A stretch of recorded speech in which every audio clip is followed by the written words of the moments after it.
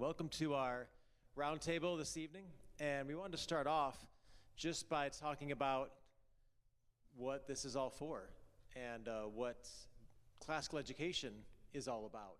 Now, some of you know a lot about classical education, been in it for years. Some of you maybe don't know a whole lot about classical, but I want to do something that is always a good thing to do whenever you are embarking on any kind of mission, any kind of endeavor, especially your kids' education. And that's to begin with the end in mind. So as a teacher, I taught for many years in high school, then I was a principal for many years. What I found was most important in teaching, and this is just with anything in life, right? You gotta have a plan, you gotta know what you're going for before you start, right? And with our kids' education, sometimes it can feel like, well, yeah, we're doing this education thing, we're doing this family thing, but where's it really going? What are we really trying to get out of this? We don't really know, but we don't want to be behind the other families, so we're trying to do stuff, and we're trying to learn stuff, and it can kind of feel a little chaotic. So what I want to talk about is beginning with the end in mind, and when we are taking it upon ourselves to educate our own children, it's obviously really good to really define as well as we can, what are we going for here? And so this is the way I like to put it. And this is the way education should have been set up everywhere and in the public schools, but usually it isn't. But we should start out with, when it comes to our kids' education, is what do we want our kids to know and be able to do by the time they leave our homes? What do we want them to be able to have mastered by the time they leave our homes? Who do we want them to be?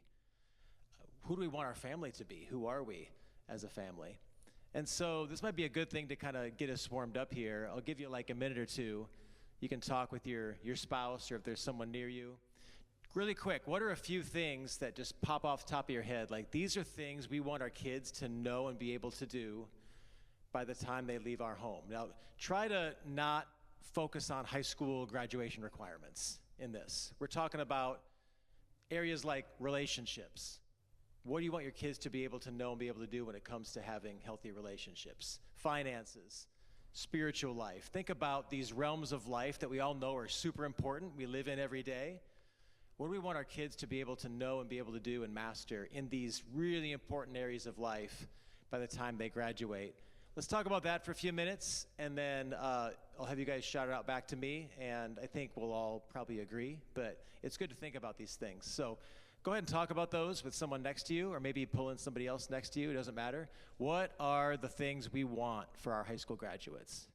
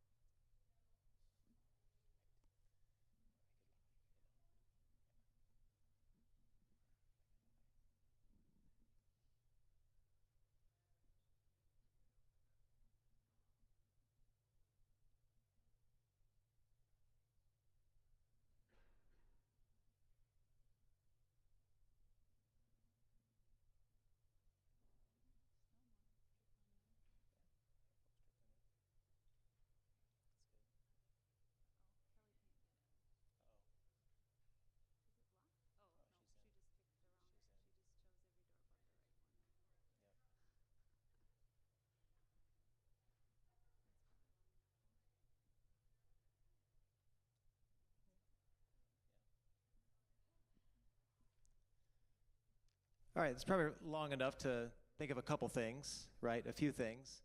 So before we get into discussion here, I forgot to start off our discussion tonight with prayer. So would you join me in prayer as we begin our discussion tonight? God, we thank you for this community. We thank you for this time.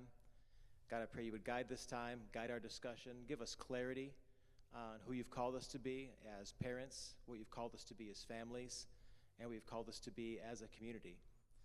Guide us to teach our children diligently your word, your ways, your statutes, so that they may grow to be a threat to the kingdom of darkness. We pray this in Jesus' name. Amen. All right, so what were some things you talked about? Just throw them out there. What's something you said like, oh yeah, we want our kids to be like this or be able to do this?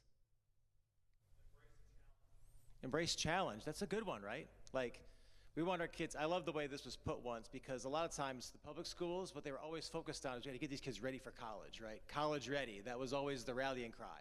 Got to get these kids ready for college or career, right? Got them ready for college or career. But really, we want to prepare our kids for anything. No matter what they encounter, they will have the character traits, the skills, the resilience to be up to the task, right? So, yeah, great one.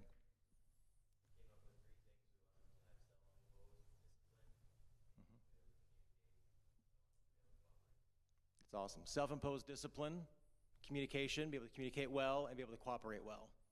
That's awesome. That sounds like a family vision. You guys have got it dialed in. It's like, these are the 3 things that we're focused on. That's, to be hyper-focused on specific things, that's really, really important, because hopefully as they grow up, your kids will be able to just know that, and that could be like a family. Is that like a, you guys had that for a long time, or is that just right now? Yes, no. What's that? It was just right now? Wow.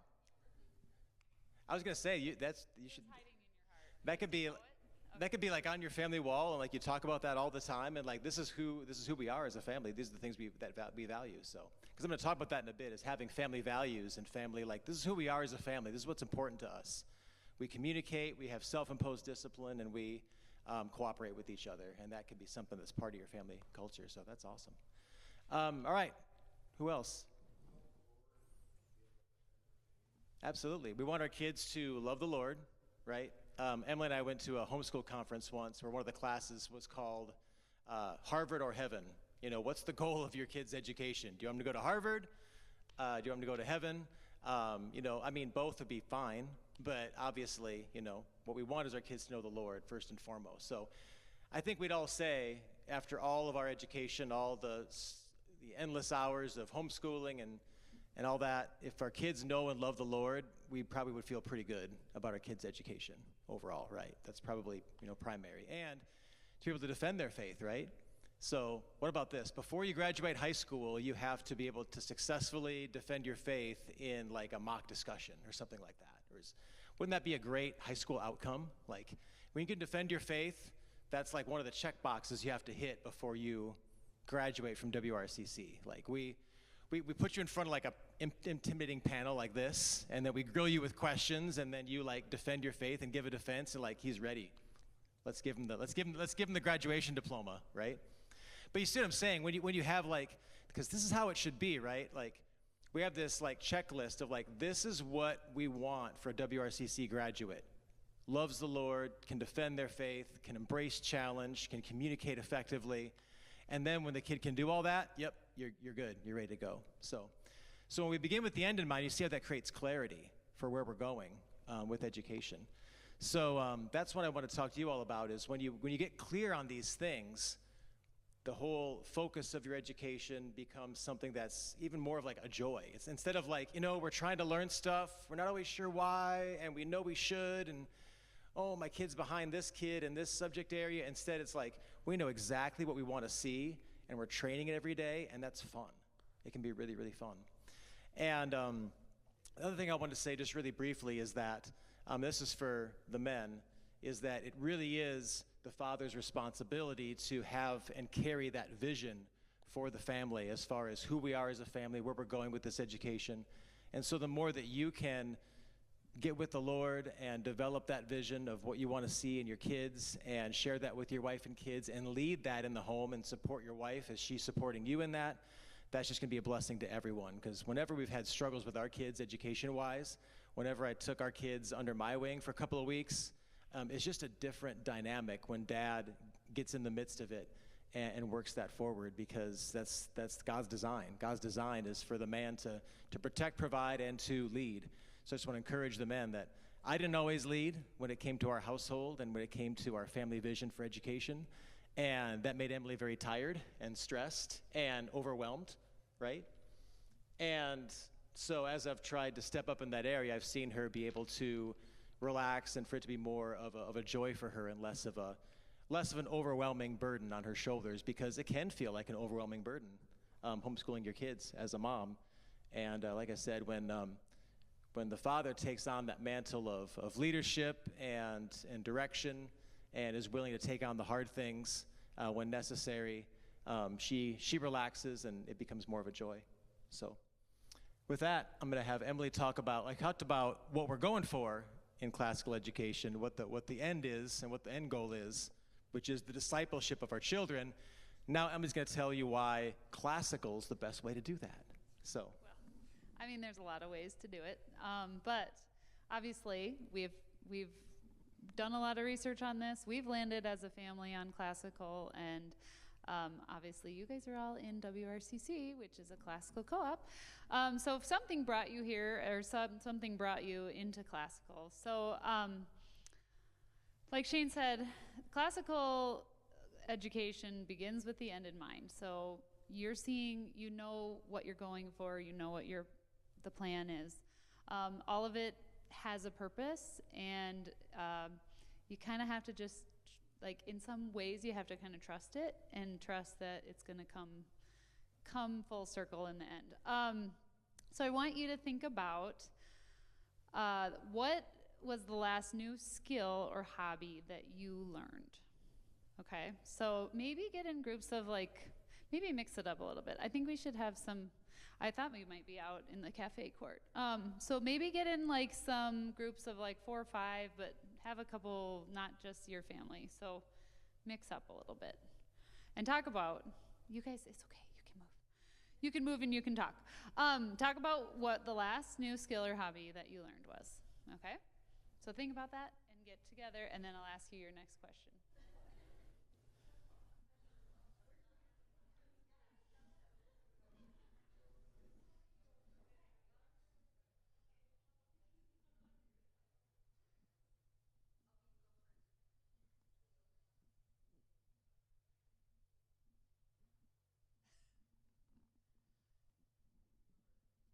Okay, so if you've thought of something, I hear some, I don't know.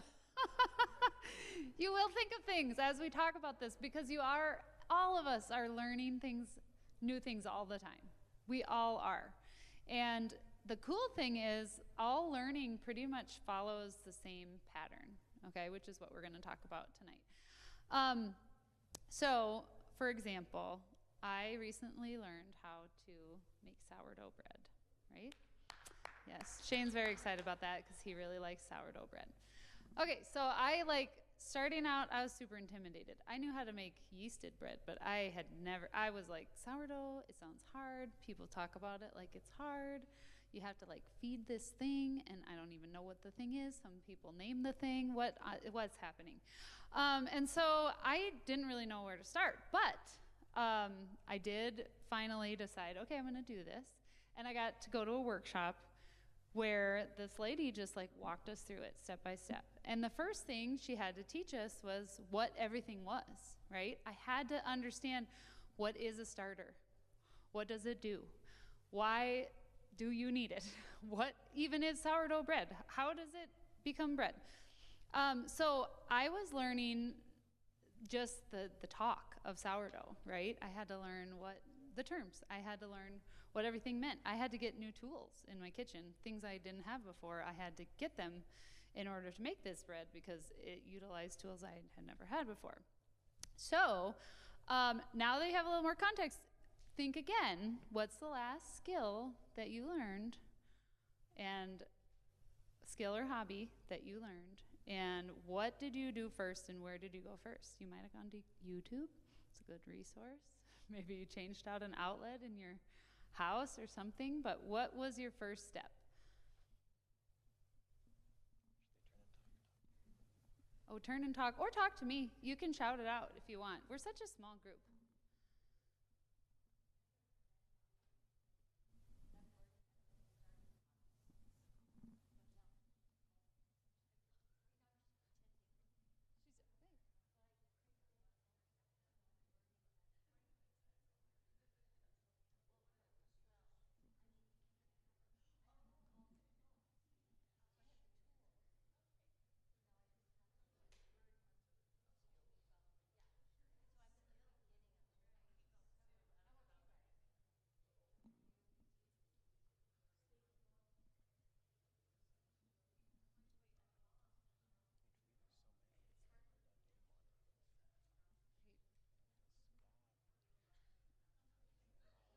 Okay.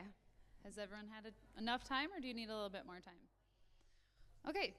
Oh, Shane says it wasn't enough time. We'll keep talking about this. So you had to learn the grammar, right? Emily over here, I overheard her saying she's thinking about a new hobby. Like she's starting a new hobby, but you're in the early stages, right? So she wants to take up golfing. And do you have clubs? Okay, so she got clubs. She's in the grammar stage of golfing, right? She's just getting the tools. She's figuring out what the different clubs are called, like what you use them for. You have a driver and a putter, and that's about all I know about golf. And don't ask me anything more than that. But, because I haven't ever taken up golf, so I don't know anything about it. But if I were to take up golf, I would be in the same boat as Emily. So the beautiful thing about learning is that everything we learn, it follows these same patterns, and classical education has been around forever. It's pretty much the model that was used from the beginning of time until about 250 years ago, roughly, when the Industrial Revolution happened and they wanted people to just work in factories and not really think. That's when classical education stopped being the norm, okay? So, and there's a lot, if you want to dig into that, there's a lot about that. But you guys all homeschool, so you all have already decided you don't want what the school is offering, right? So I like to, when I was director of CC, I always kind of talked about it in terms of a puzzle. So who can tell the group what's the first thing you do when you're doing a puzzle? The corners. Yeah, you find the corners, and then you do the edge pieces. Exactly. If you don't do it that way, you're definitely a psychopath. I mean, I'm and you need to be evaluated. We have a doctor in the house. Not that kind, but still, he might be able to help. No, I mean, I think everybody that does a puzzle, you're gonna do the outside edges first, right? So what does that do? I mean, can you even tell what's going to, say you have a 500-piece puzzle and you just have the edge done. Does it look like much at that point? Not really. I mean, generally, you can't even tell what the picture would be. If you didn't have the box in front of you, you can't tell if it's puppies or if it's a landscape or if it's, you know, whatever. So that's kind of like, I think of that as like the grammar stage. That's our foundation, okay? That's when our kids that are in elementary school, they're memorizing so many things. They're memorizing the timeline, they're memorizing Latin terms, they're memorizing grammar things like what is a noun, what is an adverb, what are these things? And they're filling their little brains because, as we all know, little kids can memorize things really, really well, right? Like when you're little, you can learn things so fast. And as it turns out, the brain is it considered a muscle, Dr. Moyer? It's just an organ, right? I like to think of it as a muscle. Okay, so the brain, like if you work the memorizing muscle, that muscle gets stronger. It gets better. You learn tricks, right? Like we have some kids in the room that have been memory masters in the past, and let me tell you, like, it's incredible how much people can learn. People back in the day would memorize, you know, the whole first 5 books of the Bible. They could recite them. Like, we don't even work our brains at all here anymore. I'm like, we're so dumb. But we're trying to, like, fight against that, right? Not be quite that dumb. So, anyway. That's the new WRCC slogan. Let's not be quite that dumb. Not quite that dumb. We're trying to be a little bit less dumb. A little less dumb. A little less dumb. I think it should be WRCC, a little less dumb. Being a little less dumb. Andy, can we talk? Okay. So anyway, those brains are like sponges, okay? So we're front loading all this stuff into the sponge. We're just like, and some of you, I know, like, Kelly was in CC a long time, obviously Emily was, and some of you were in CC for a long time, so you have probably heard this before. But is anybody in the room, I should have asked this before, but that's like, I don't really even understand classical education at all. Don't understand this in the least. Don't be afraid. Okay. April. Oh, wow. No. Okay. So you kind of all understand. We're front loading all that memory stuff because we come back around to learn that. So things that you don't think you might use, then oh, surprise, they turn up later, and you grab those later. So okay, let's turn and talk again. Once you had the basics down on your new skill, what did you do next? Did you end up with questions you didn't originally see coming? Okay, so think about that. Go.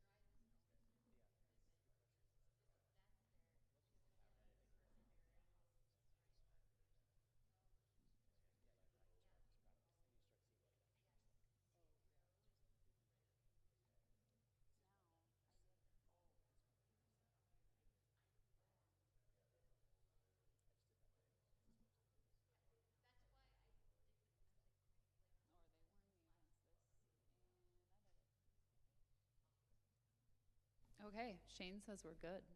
Is everybody good? Okay, shout out. Tell us what were your next steps? What did you guys talk about? You do the thing. Yeah, you do the thing a lot, right? If you want to get really good at it, you have to go golfing if you want to actually be good at it, right? Okay. Let's hear Aaron. Consistency, commitment. Trial and error, that's a good point. Practice, trial and error. Yep. For sure. Yep, you learn by doing, you learn by mistakes. You learn maybe from other people. Like if you run into a problem or your golf swing just isn't getting better, you might hire a golf pro to be like, okay, help me. I can't figure this out. Right? You bring in the experts if you can't figure it out. What else?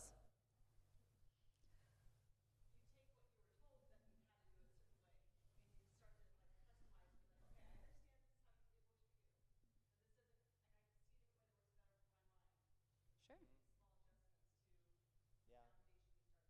Yeah, you start with like the paint by numbers, but then you start figuring out, oh, I can do this even better, my own way, Yeah, totally. Yeah, true. I mean, I think that's a really good point I hadn't really thought about is that once you get better at something, you realize like what corners you can cut, right? And that's me. I'm like, how can I make this more efficient or a little bit faster? So, or like what things you can't, what is a non-negotiable? I have to do it this way. Yeah, good point. That's good. Anything else? All right, so the second stage of the trivium, I should have started with that, but the classical, at least what we're using, there actually are other stages into the upper college years, but what?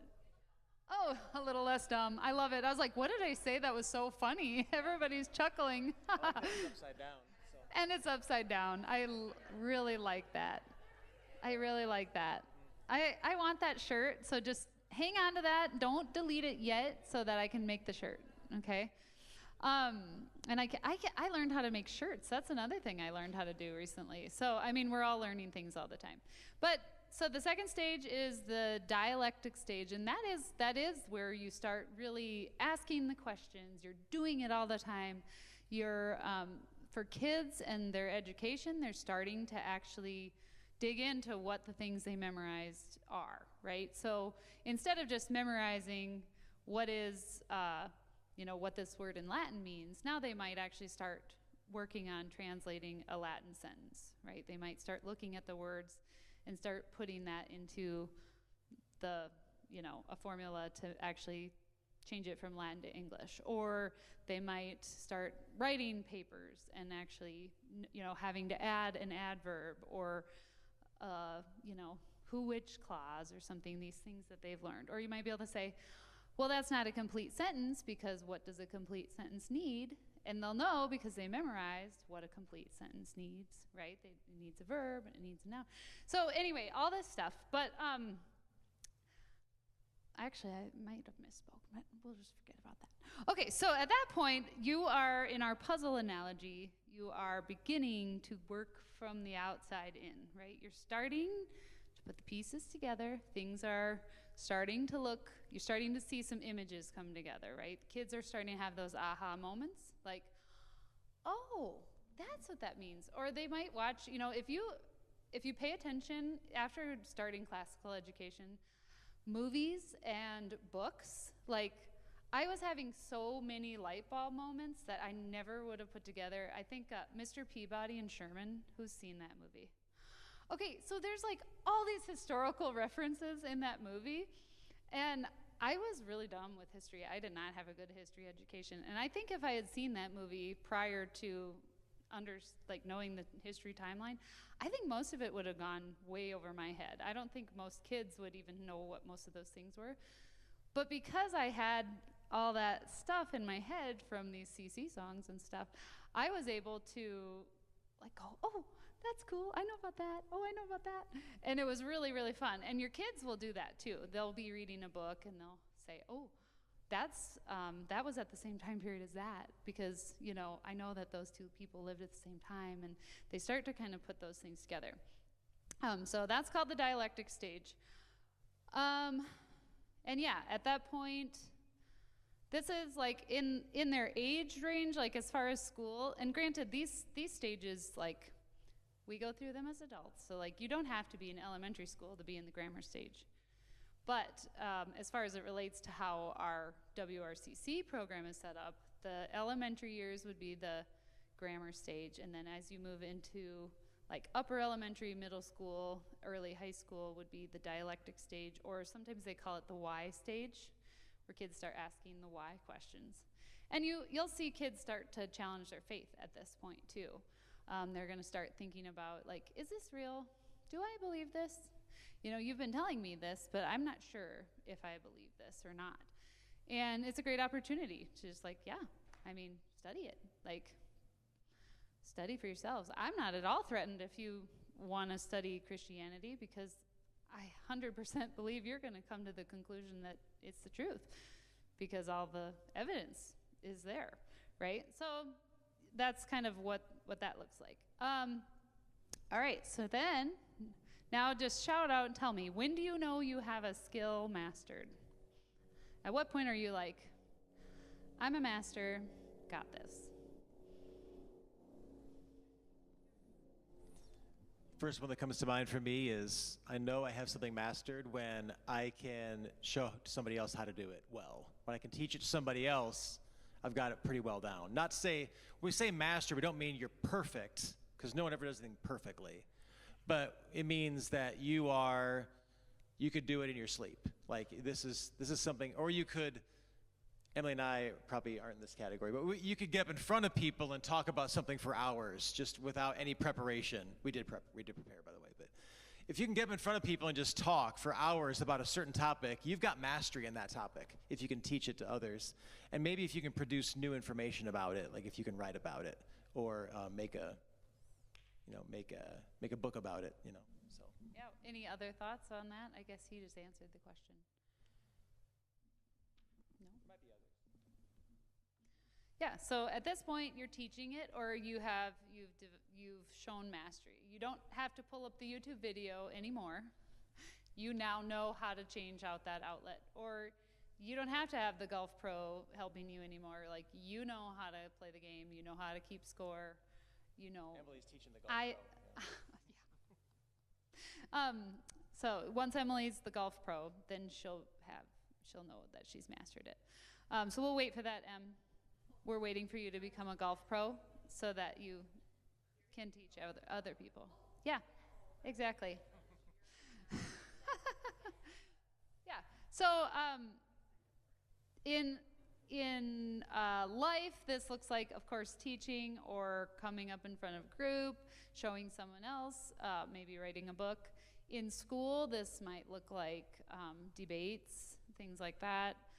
This could look like older kids helping older siblings, helping younger siblings, maybe with math or something like that, where, you know, they don't have to like use the book. They just know how to do algebra. They can just do it.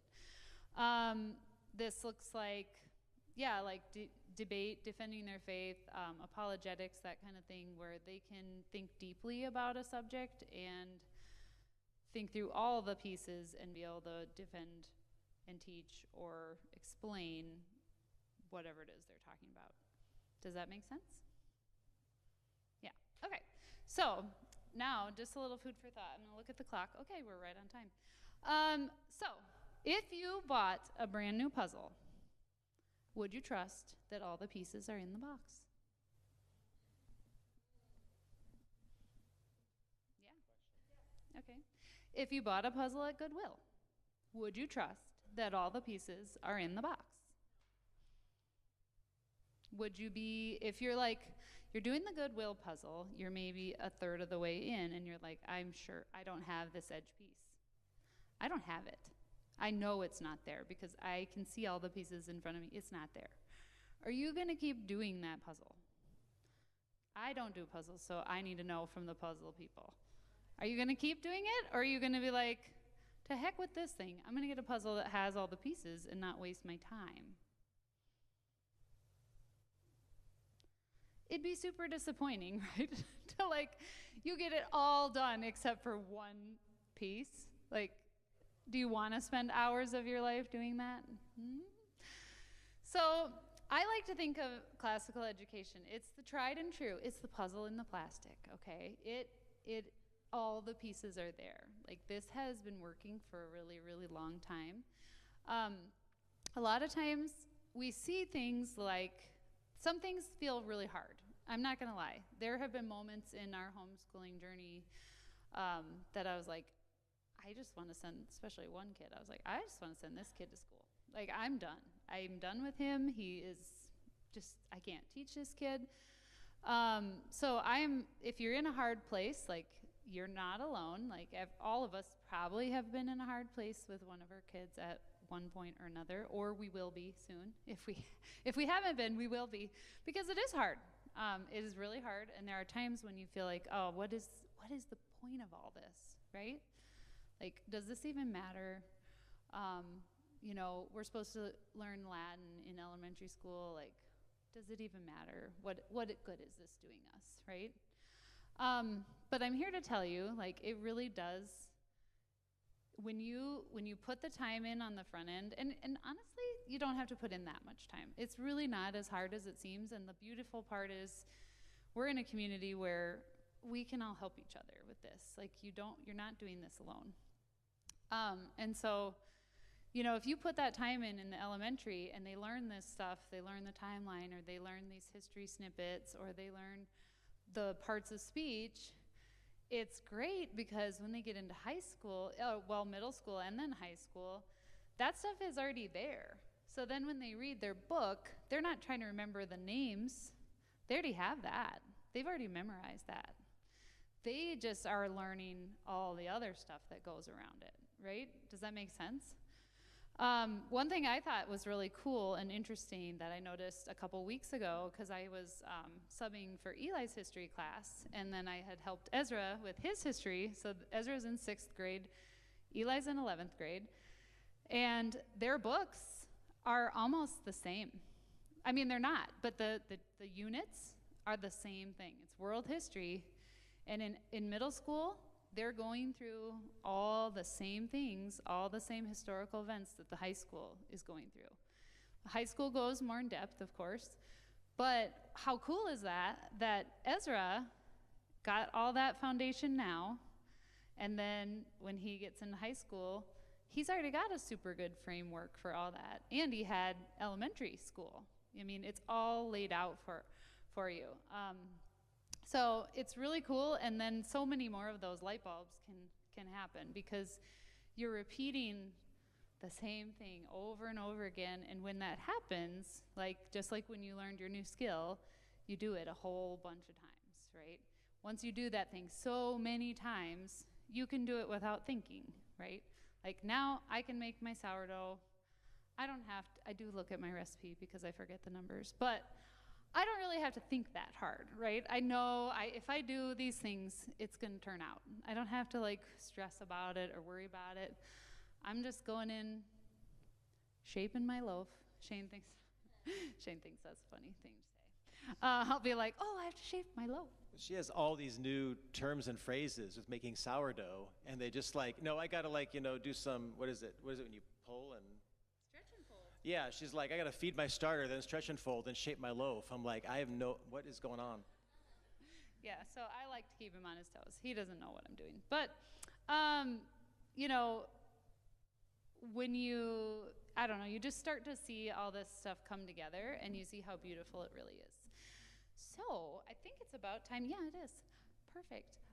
We are going to have a video from Kalia, our daughter, and Monica. They were not able to be here tonight, but we really wanted to hear from some students, and then Ryan Baumiller is going to share a little bit with us as well about just how this has kind of all come together for them in their now early adult years. So without further ado, Andy, you can hit play. Yeah, just hit record.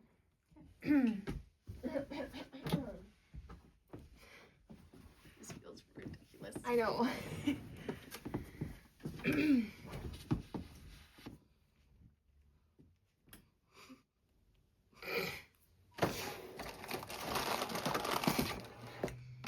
My name's Kalia. My name is Monica. We homeschool. Homeschool good. Other school, less good. Homeschool makes you smart. Other like school us. make you dumb.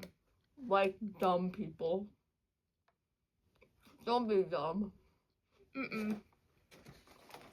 I eat cheese crackers. Feel like that was great. No, great. Okay.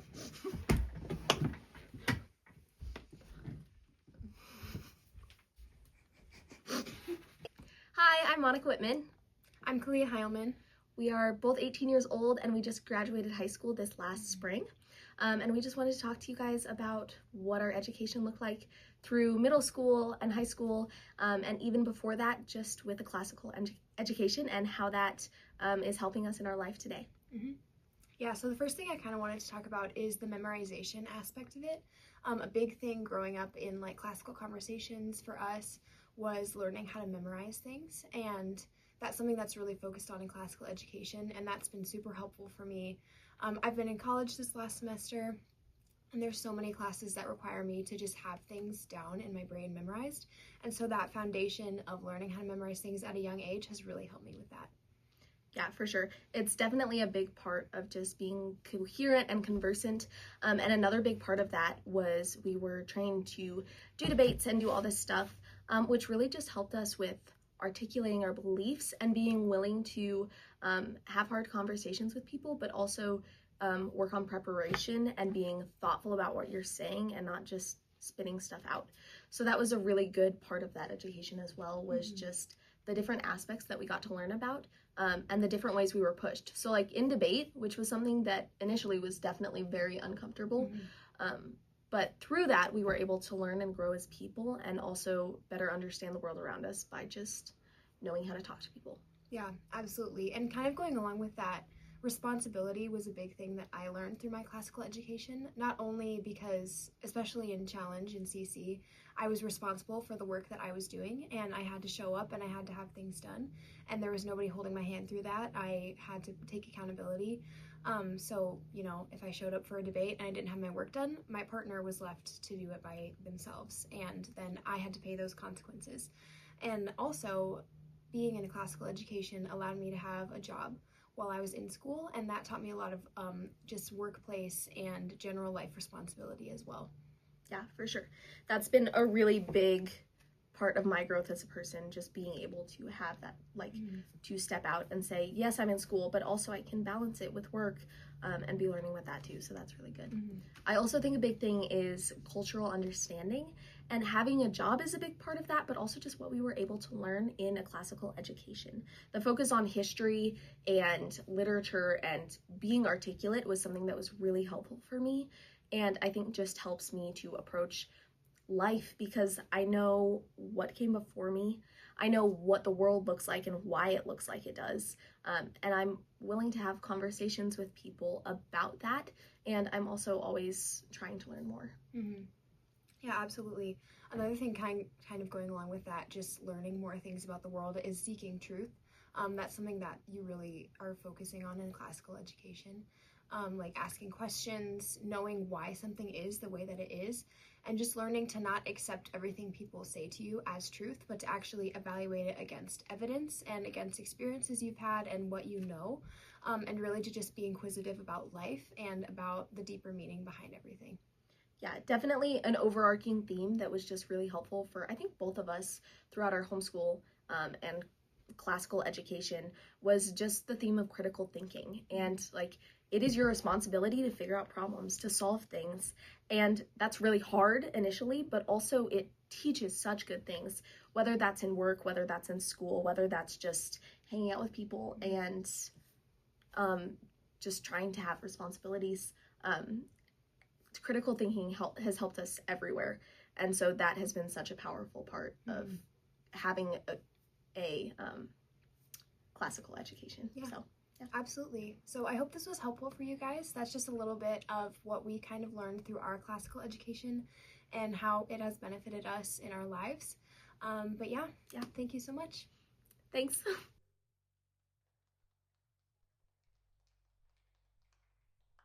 Okay, I think they said it better than I did anyway. They're wonderful girls and they've done well. Actually, one thing Shane just reminded me of, and then I'll invite you up too, Ryan, so anytime you want to make your way up here. But Kalia took a speech class last spring as a dual enrollment class, and her professor was really difficult, actually had like 10 pages of notes of stuff she do's and do nots, and I mean all this stuff. Well, of course, in a classical education, part of that is giving a presentation every week, right? So since she was 6 years old, she had been giving presentations every single week of her life. So she knew a little bit about it, but she didn't feel like she was really an expert. Well, she took this class, and her professor was literally just kept writing her emails saying, how did you do this? How do you know how to do this? I don't ever see things like this. I don't know how you're so good at this. Like, basically was just kind of floored, and ended up saying, she asked her if she could keep all of her speeches as examples. And so just kind of amazing. And Cleo was like, I didn't think they were that special. But apparently they were pretty good to the speech teacher. So things like that happen all the time. And I loved that they brought up the critical thinking, because that's a lot of that logic piece. And when we talk about learning logic, that piece really gets kids thinking critically and not just taking something because someone said it.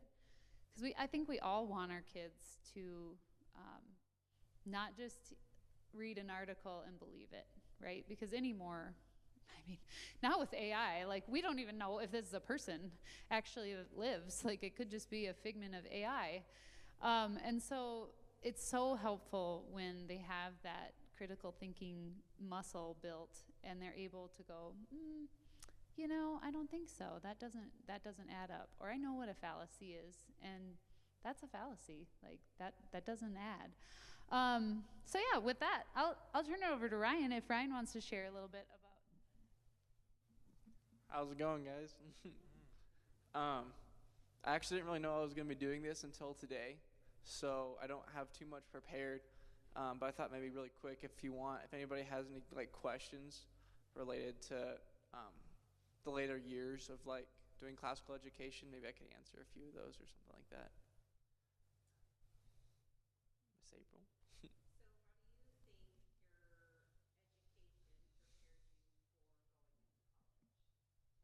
So actually, I'm starting college this Monday. So I don't have all the, Kalia, I haven't gone through that quite yet. But I feel like I'll be ready, and I think I've gained a lot of the skills that are needed for that. And I'm doing a business degree. Taking a communications class, so I think that's going to be helpful in that. All the papers and speeches I've had to do before. So I don't have a full answer to that yet, but I think it's going to go really well because of all I've learned. So. Follow up. Yeah. Oh, I need this. Oh, okay. So with classical education, obviously there are certain subjects that are covered. So like Latin, right?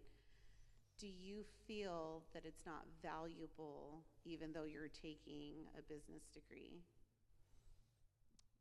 Well, I feel like in the moment, honestly, with Latin, it was a little bit of a struggle for me.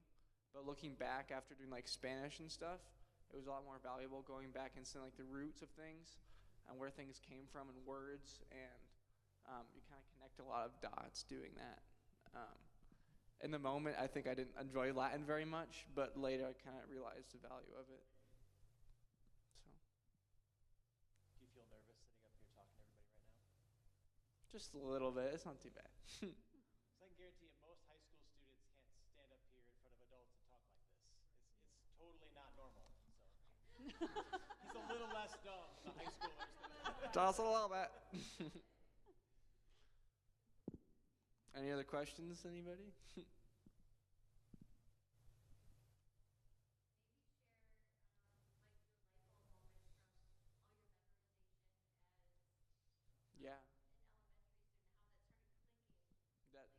That's really awesome because when you're in elementary, you're like, what am I learning? You get all this information, oh, it's cool, you learn the songs. And then, especially last year, before I graduated, I took a history class, and all the pieces just started coming together like crazy. Oh, I remember that song I learned, and that's in this date, and that guy, and I connect that here. And that was just really, really cool. It really builds up. So, just like they were talking about, at first you just get all this stuff, and it kind of just comes together, and kind of like your puzzle sort of deal where you don't really know how it's going to look at first, but it kind of comes to you. But it's just really cool to just connect dots, after so many years of being oh, what's this? And then, so.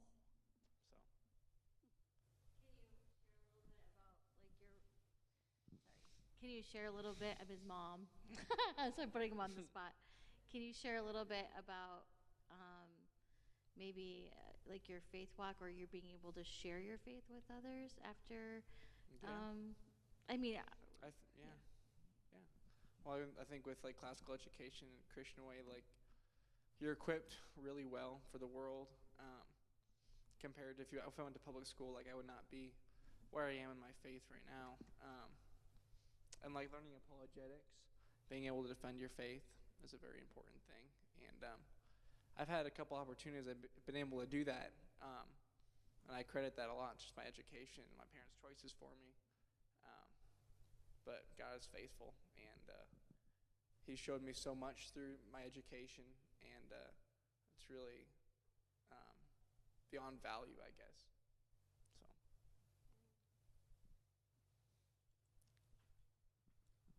So.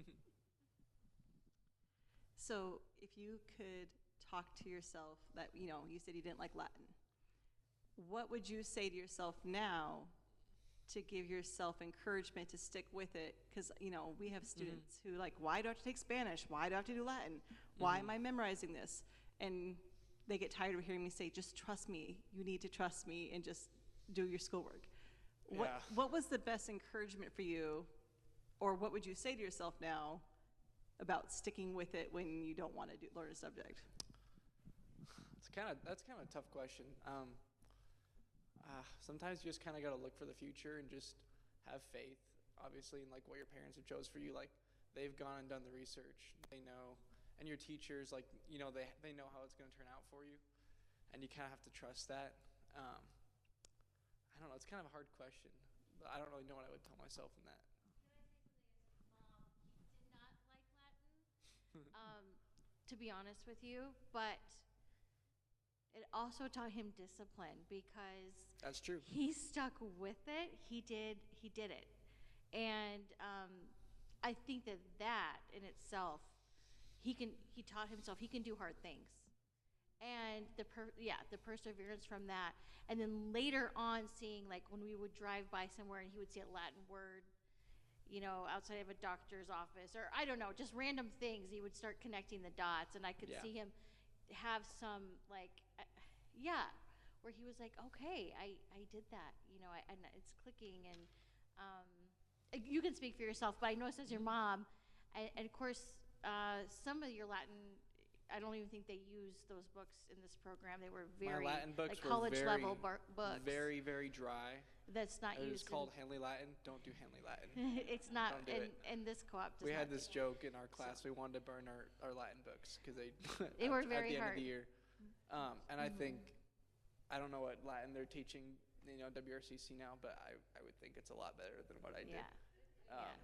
Yeah. Of course, yeah. As far as the Latin goes, actually, our daughter, again, is a good example because she also didn't love Latin. I mean, she didn't hate it, but she didn't love it either, and did not think she would ever use it. She was planning to be a vet tech. She was like, that's what I'm going to do. Why would I need Latin? Well, God had a different plan, and she decided to go to dental assisting school. And guess what? Medical terminology is almost all Latin. And she had so much base knowledge because of that Latin. And, you know, a lot of kids in her class were struggling a lot more because they didn't know what those Latin words meant. So if you know that, you know, what those Latin words mean, and then you just know the endings, it's like cake. You know, she's like, she didn't even have to take the final. Her grade was so high. So, you know, that's something you can't always know either, you know, what God might call you into. And also, like, learning language is just part of, it's part of the classical approach, and I do love that you brought up just doing hard things, because I think sometimes we, at least modern day homeschoolers, and I fall into this category sometimes where I'm like, oh, are they going to use it? Maybe we just shouldn't bother. And we try to, like, I think a lot of us might like to make it easy for them because that's kind of easier for us. And but I think that principle of doing hard things and learning how to persevere and work through the struggle and force your brain to learn things even if you don't know for sure if you're ever going to use it, I think all of that does really help shape us as people, and it really helps prepare us for our adulthood. And just, there's a lot of studies about just doing hard things and what that does to people and how good that is for you as a person, and just how it builds that, not bad pride, but like good pride, like the character and a sense of accomplishment, and, you know, fights off depression and all kinds of things. So, yeah. Noticing like what you're saying, like self-discipline's a big thing too with that, and just going through the whole classical thing, especially when you get in the higher grades, you have to discipline yourself a lot. And it's good to have mentors and like parents with you, but still a lot of it's on you, and that's really really grows your character, like you were saying. So Yeah, one other thing I like to say to my kids, sometimes my kids are like, I'm not going to use this, or I don't want to learn this today. One question I can come up with is like, what else are you going to do today? So you don't want to learn X. you're working on a business, you saving the world. Like, I mean, if you got something more important to do with your time, I'm all ears. But if you just want to just waste your time all day instead of learning something that very well could be valuable, I think you should probably might as well put some time in to learn some things today, since you're a homeschooler and you've got 16 free hours in the day. You can learn something. It's good. Learning is good. And Latin really helps with language too. Like, I'm, English major. I do a lot of writing still for my job. And learning languages is super valuable for really what they call what are they called? They're not the 3 R's, but they're the three most important things to being a well-articulate, educated person, and that's reading, writing, and speaking. If you're really good, you can look at all the top schools in the country, all the top educational institutions, they all focus almost exclusively, or 90%, on reading, writing, and speaking. That's all they do, is get kids really good at reading, writing, and speaking, at communicating. Being able to understand communication at a high level and being able to communicate and articulate at a high level, because that's what makes you a highly articulate and effective person. So. Yeah, and I mean, they stand out. These kids stand out. They go off to school or they go off to work, and people are like, wow, they are not the typical high schooler. They're not the typical 18-year-old. They really stand out because they have, well, first of all, they've been able, homeschooling in general produces this, but like being able to talk to adults and communicate. But I mean, just being able to get in front of people, even the fact that these girls, I mean, they did that video today. They were, they didn't spend very much time on it, but I think they did a great job. And I was like, hey, that's awesome. And they were able to do that without they weren't stressed. They just, okay, we can communicate our thoughts, no problem. Not every kid is like that. That is not always the norm. And yeah, that's, as far as like, since we're the high school coordinators at WRCC, actually, okay, I know some of you, I know what age your kids are, but whose like oldest kid is like under 10? Like 10 and under? Okay, a couple of you. Like middle, 10, 12? How old's your oldest, Brittany? 12? Okay. All right. So most, besides, I mean, the ones I know that have high schoolers, but otherwise, like, most of you are in those, like, or you might have kids spanning the ages, but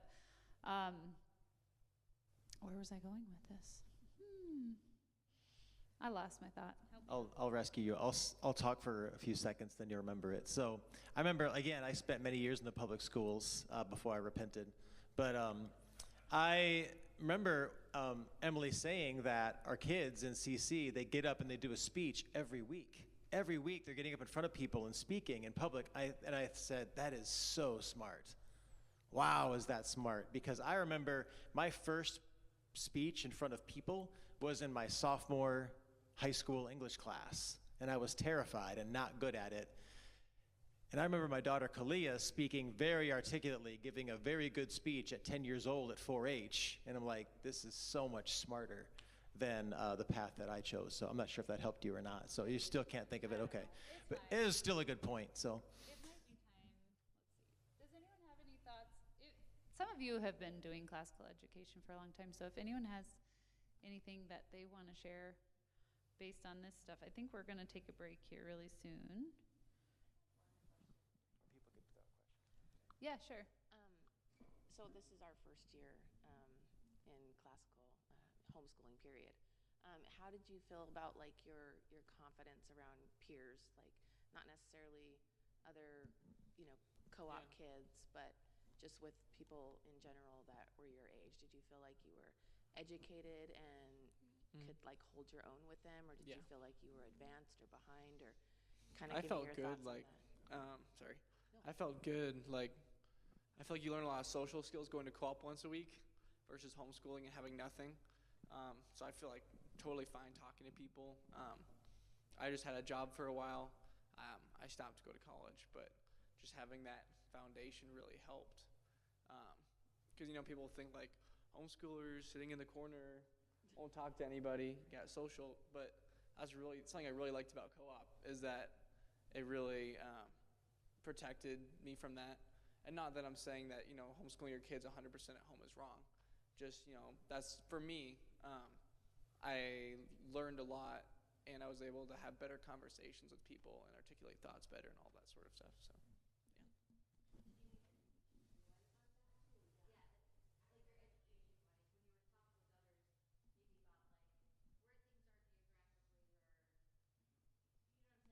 Meaning like confidence?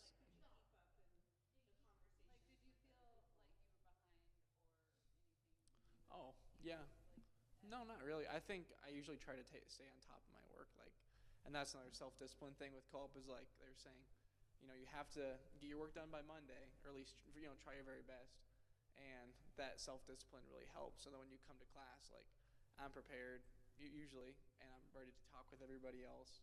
And if everybody does that in the co-op, sorry, I'm speaking to the microphone. If everybody does that in the co-op, it really helps just with the flow of the day and everything. If that's kind of more what you're talking about. Your age, as a teenager who didn't know where Alaska was, and and Ryan was like memorizing the whole world and drawing it out, and not putting the other down, but I think that's, they were exactly the same age, one public school, and it's not a slam, it's just truth.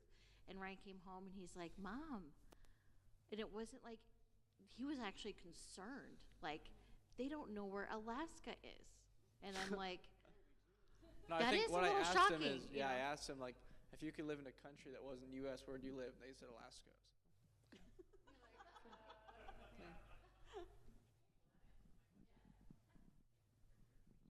All right, here it goes. I'm probably more nervous than y'all, but I just want to brag on Ryan for a minute here. He is actually being very humble here. He's a very brilliant banjo player, and he has a band, and he is very comfortable talking in front of people, and he can entertain when he was leading the band, and talks to adults, has very good conversations with adults, kids, anybody. He's a great teacher. He teaches my daughter banjo, actually, which is really fun. I think he actually does a better job than the older teachers, which I do appreciate as well, but this was really fun to have somebody that is very close to my daughter's age, but it's been a really fun experience and great to see that a young person can lead like that. It's been really fun. And from my own kids, I have one that graduated last year, and I have one that is 16 now, and they've been in CC all the way, CC classical education all the way through CC through the co-op. And you won't find a better character development, a better group of families, a better education anywhere. The experience through the whole thing has it been hard at times, for sure. Homeschooling is hard in general, but to have the support structure and like-minded families that are have the same goals and are willing to pour into your kids and mentor your kids as you're willing to do that to them is such a huge blessing. And I have two kids that were in private Christian education pretty much all the way through, and the results are good now, but they had a really rocky path area in their teenage years that I would not wish on anyone, and we're not seeing that with our other kids.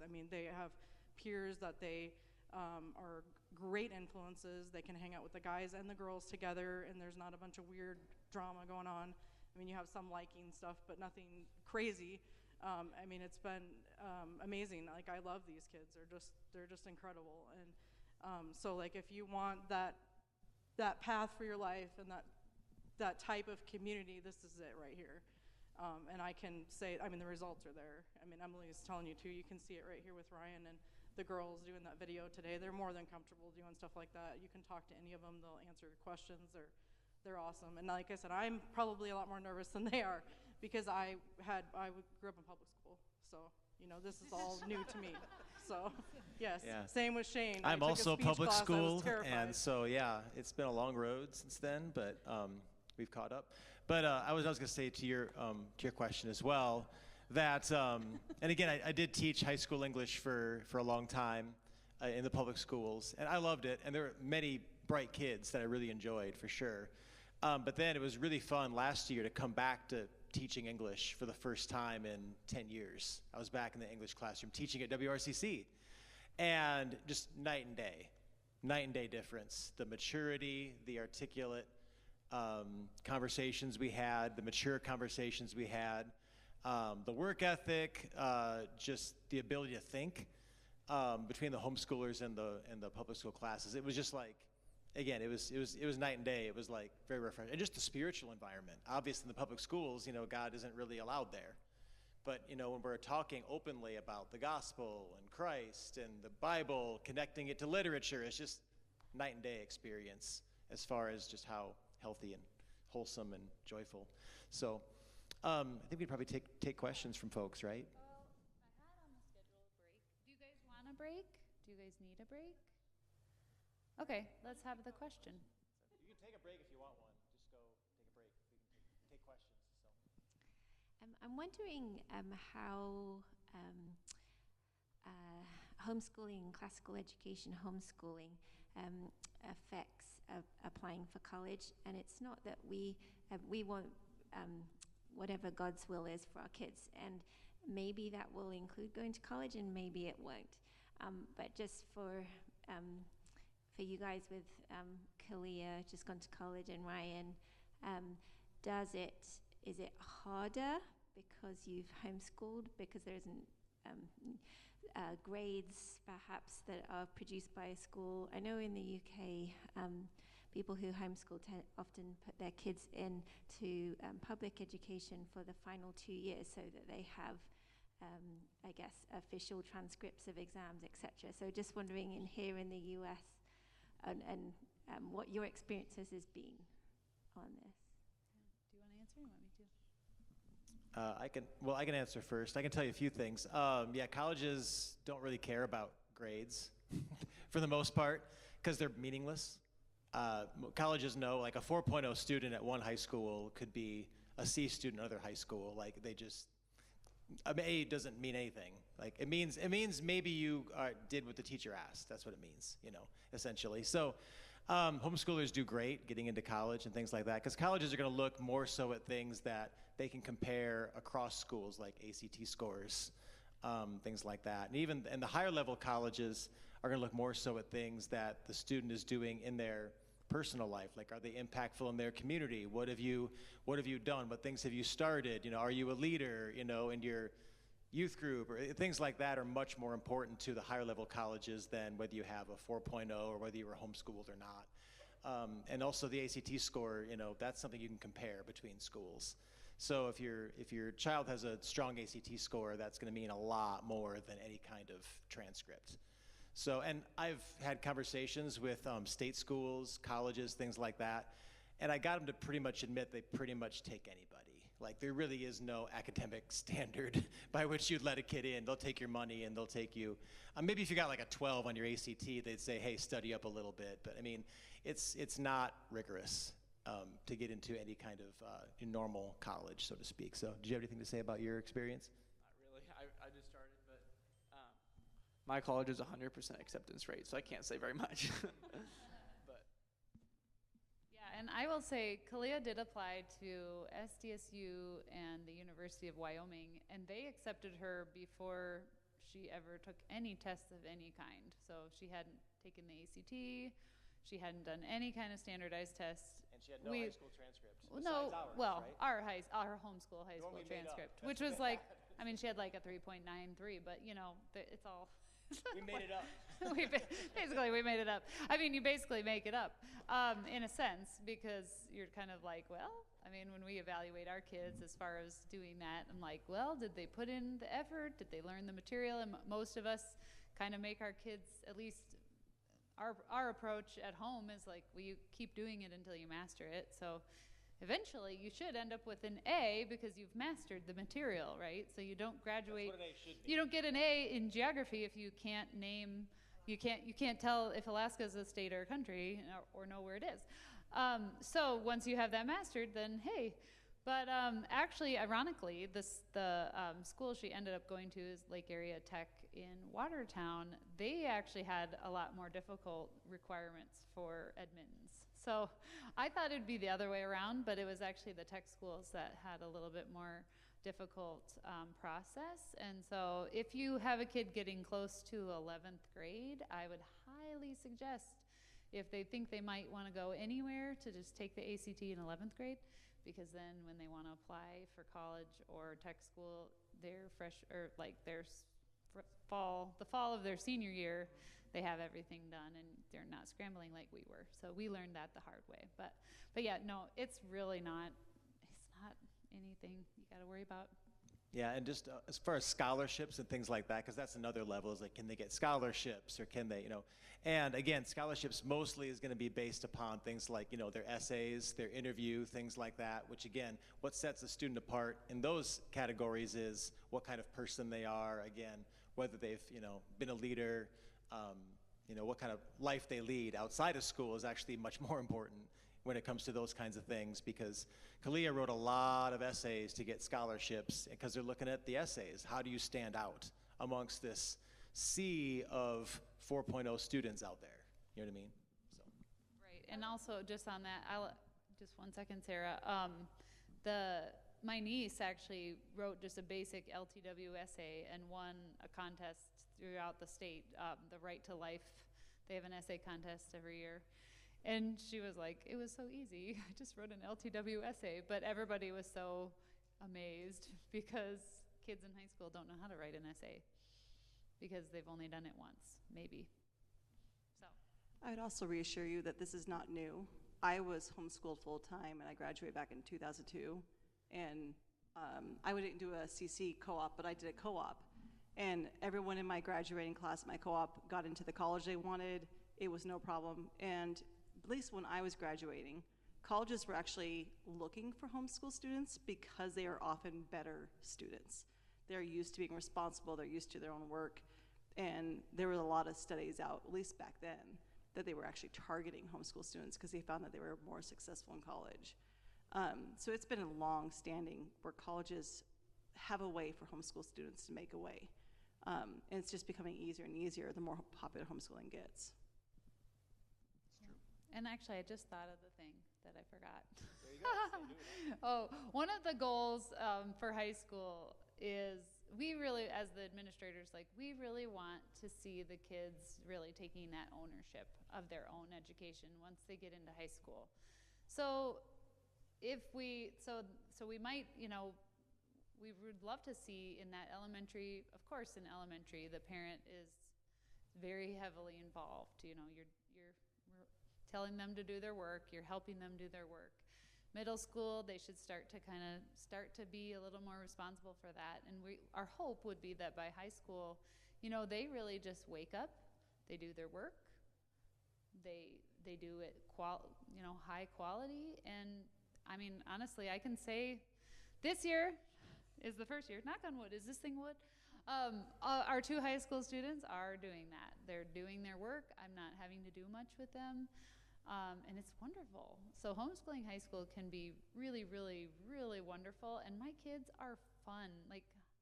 When you're with your kids like this and you keep them close and you get to teach them every day, they like being around you. Our kids are amazing people and they're so fun, and I love teenagers. And people talk bad about teenagers and I'm like, I 100% disagree. I think they're amazing. I love them.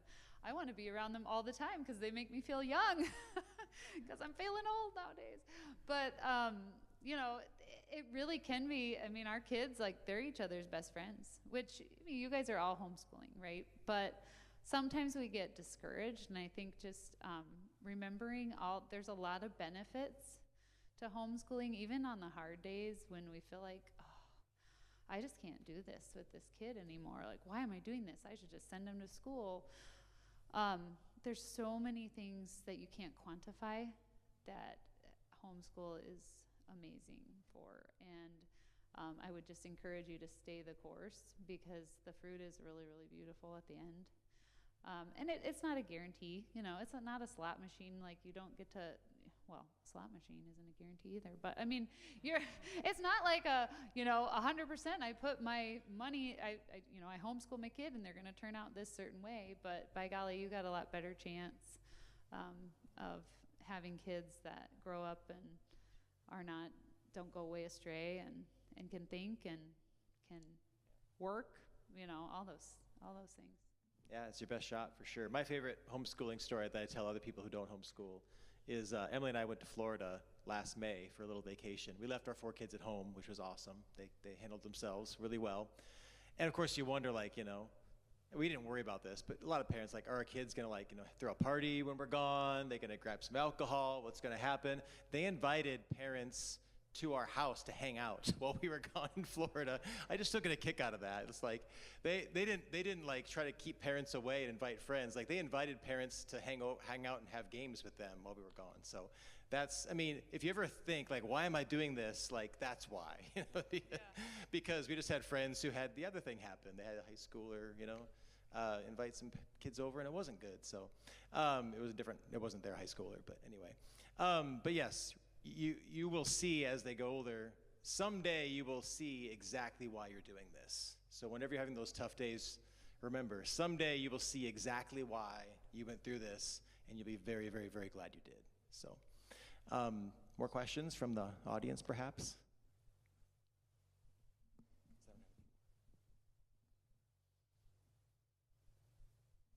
Yeah, and I guess for those of you who have who all has a kid in elementary right now? Most of you, right? Okay. I will say my oldest 3 kids all did Memory Master in CC, which is, it'd be equivalent to memorizing the whole year's worth of work in the program we're doing at WRCC. So it's a lot of stuff. Ryan did it many, many times. He did it even more times than my kids did. But that, honestly, most of the learning time for that was in the car. I just put the CD on in the car. That's all I did. It was so easy. So don't overcomplicate it, okay? I think it's Cross 7 is what it's called, right? I'm not as familiar with the elementary program. It's called Cross 7, is that what it's called? That you can use online, or, you have the music. But just put it on. Even if your kids are like, Mom, this is annoying. I don't want to listen to this. I would just be like, that's okay. We're listening to it anyway. Or I'll turn it off after the timeline song's over. Or she just turns it up. Or I just crank it up louder. And by goodness, they learned that stuff backwards and forwards. And it wasn't that much work for me. You really only need, I would say, if you spend 15 minutes a day on that memory work, they are sponges. They will learn that stuff. And you'll be amazed at how they draw from that later, all the way into high school and beyond. And I can say for sure, Matt's world history quizzes, so I've gotten to be in that class a lot this year. There are questions on his quiz that even if they didn't read the material, if they knew the timeline song from CC, they would be able to answer the question because it was right there. They learned it when they were 5 years old. So.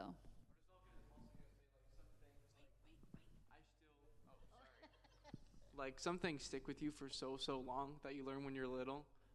Just as an example, I was just gonna bring this up.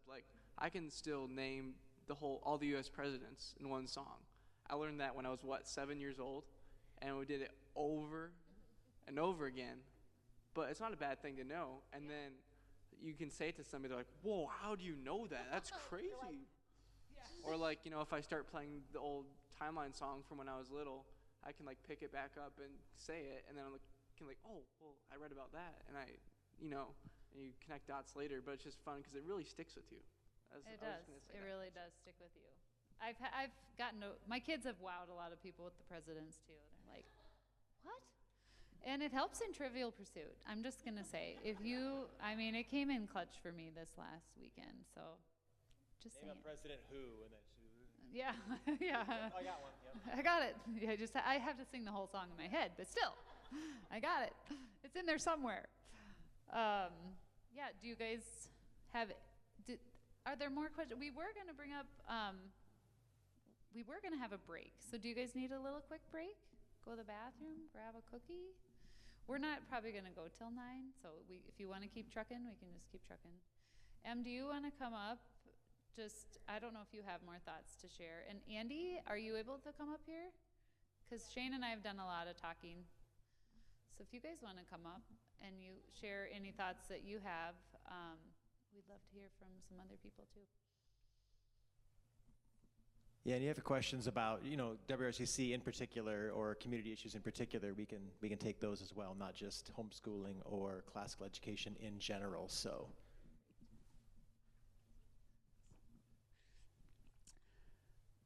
would you 100% advocate for classical education, or would you consider that some students do not fit the classical model? it's a great question. I don't know if, on a foundational level, I don't think learning technically can happen without some, the classical process taking place, right? But that's not the question you're asking. So what you're asking is, can I think of a scenario in which it'd be good or better for a particular student to not go through a classical curriculum? Maybe. I can't think of one. I'm not saying it's not possible. I know that some kids are successful with, I probably shouldn't even bring this up, but there are some kids who are successful in things that are called like unschooling, which is literally like life's a laboratory, with some boundaries in place, like learn what you want and kids will figure it out. Like parents literally do that. It's not common, and to my knowledge, those kids have generally better results in life and in education than public school students. So just by doing nothing, you can do better than the public school, apparently.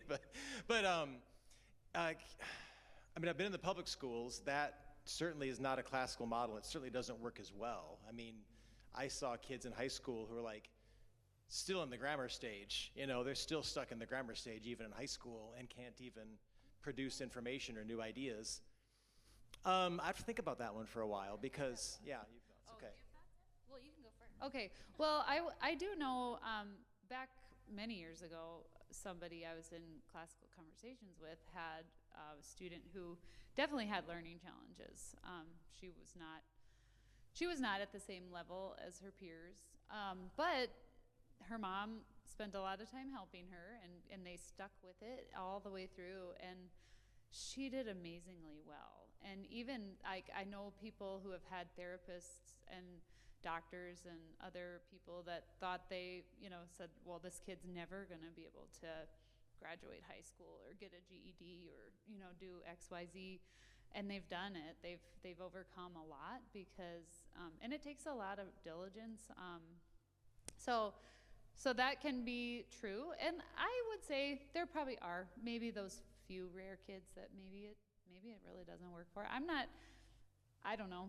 I haven't experienced everything, so there probably are a few out there. Yeah, what I can think of is that there may be schools out there who are not classical schools in the traditional sense. They don't have the classical model, and kids are doing fantastic. But it's probably because they are doing the classical model really well, even though they're not calling themselves a classical school or calling this the grammar stage where kids just memorize.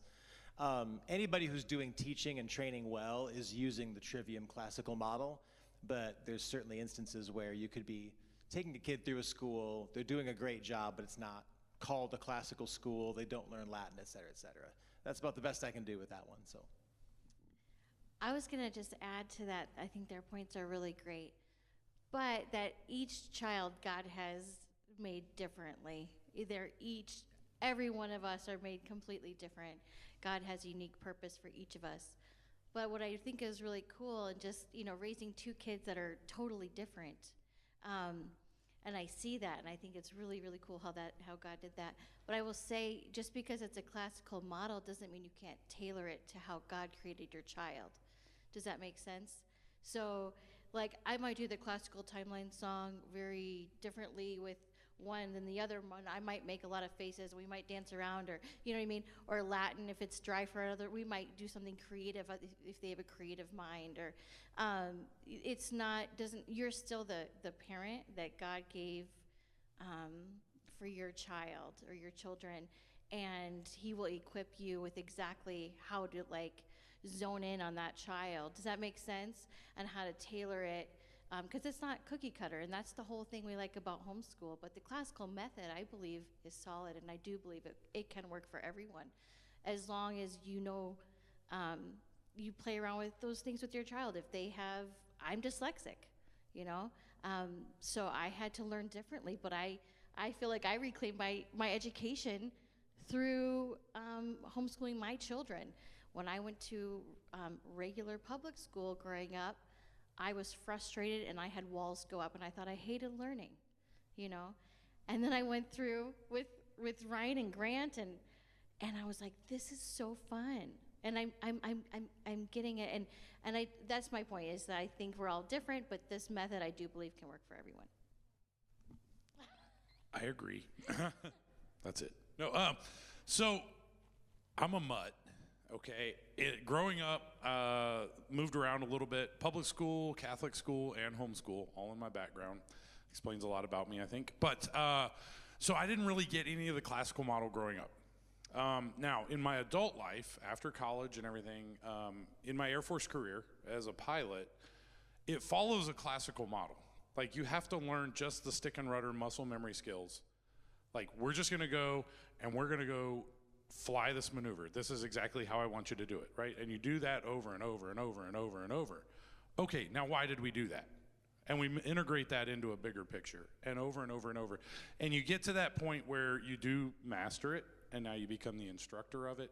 And I've in my life, I'm able to look back and I see that, and I'm like, wow, okay, there's some value to that. And then I've put a lot of research into this, and I've come up with a diagram. And if you could go to the next slide. And if you guys believe that for a second, you don't know that my motto is, if you ain't cheating, you ain't trying. So I have found this, and this really helps me understand classical education, because I am with you guys. I was not as involved in our homeschool career as I am now up until a few years ago, okay? And Ellen is there with the kids singing the songs, and I'm like, that's it? Huh? Right? Now, when I got involved more heavily in the homeschool side, I jumped in at about the 8th grade level. I was tutoring at the 8th grade level. And I could tell the ones that had learned it and the ones that hadn't. And when we're there at the 8th grade level and we're at that why, and we're trying to understand why, those that had the memorization complete, so much easier, right? And when you look up here, the thing that hits me on this diagram is about halfway down, all the way at the bottom. Look at that biblical parallel. And this is what hits me. Okay, I always go back to the Bible. It's like a car. If you want the car to work right, you go to the owner's manual, okay? The manufacturer that made the car wrote the manual. Well, the manufacturer that made us wrote the Bible. And that Bible does have this theme of knowledge to understanding to wisdom, right? As we grow in that, and that parallels that, right? Knowledge is just rote memorization. And I will echo what has been said up here, that the more you exercise that muscle, we'll call it, the easier it is to memorize. Now, so many people, adults especially, are really bad about coming up and say, I can't memorize. And it's usually, I can't memorize scripture. It's like, really? How about those baseball stats from 10 years ago? Right? What you want to learn, what you exercise to learn, you can learn. Every single human, I believe, has that ability. Now, and biblically, God patterned us all the same way. Now, there's a whole other discussion, and it does go, like, I wholeheartedly agree with what Emily said. We all have different challenges. We all have different likes and dislikes, okay? Some love the Latin. They love to jump in and do Latin, but they'll hate something else, right? Some love science, might hate something else, so on and so forth, right? That's me, okay? You get me doing English? No, okay? Now, can I? A little bit. But I like it up there because it shows that progression. Now, as I mentioned before, though, if you haven't gone through the knowledge, to get to the understanding piece is really difficult. And sometimes we have to go back a little bit, even though, as we're talking, and I believe Emily said it very well, that we focus on the grammar at the elementary, but it doesn't mean it's not important as we progress further. Sometimes we have to go back to that and remember the grammar or relearn the grammar or possibly learn the grammar because there was a gap that we had in our knowledge. And I know we're a pretty eclectic group that has come together over the last couple of years, and we're all jumping in at different areas. So that does pose a challenge, right? But it's not a roadblock. it's maybe a tailor and a difference in your approach to it. But I can tell you, I'm going to leave it with this. I was asked to speak at the graduation of one of the classes under classical conversation. And so I was a part of the graduation ceremony, and I was like, oh, okay, cool. I get up and speak, and I'm going to sit there and be bored to tears. Every single student got up in front of an entire large sanctuary of people they didn't know and spoke meaningfully on a topic. Where else are you going to find that? Every single student, right? Maybe it was only 6 or 7, but it was 100%. And you're not going to find that in any other thing. And I think that product right there solidified it in my mind. The singing of the songs when I would come home and be like, that's it, right? It works, right? The model works. And it is, it's iterative, it builds on itself, and gets to a pretty good product. So I believe, as I've studied it out and looked at it, I believe a classical model will work for everybody. And as Shane pointed out, right, can you find it working in a non-classical model? Yeah, I think you do, and I think it's not called classical, but it stumbles upon that. Like, they don't call pilot training and flight training classical, but it does follow that because it's tried and true, and we can see that through humanity. So that's all.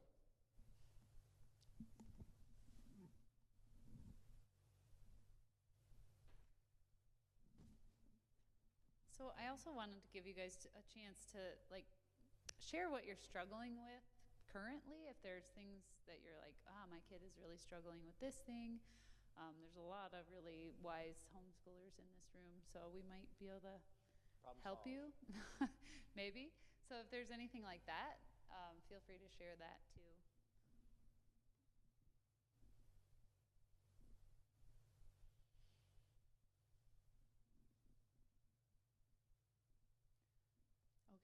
I'll let you keep thinking about that too.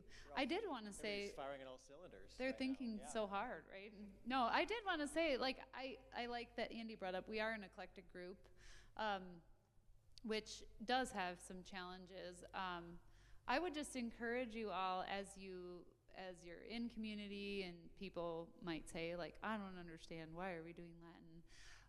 Just be an encouragement and say, actually, I went to that round table thing. They talked about that. And Latin's actually really good, and we should be excited about it. Or we should at least, memorize the vocabulary. Even if you don't want to do anything else in Latin, memorize the vocabulary, because it will help you. I promise you it will help your student. It will. So I would say that's a super easy 5 minutes a day.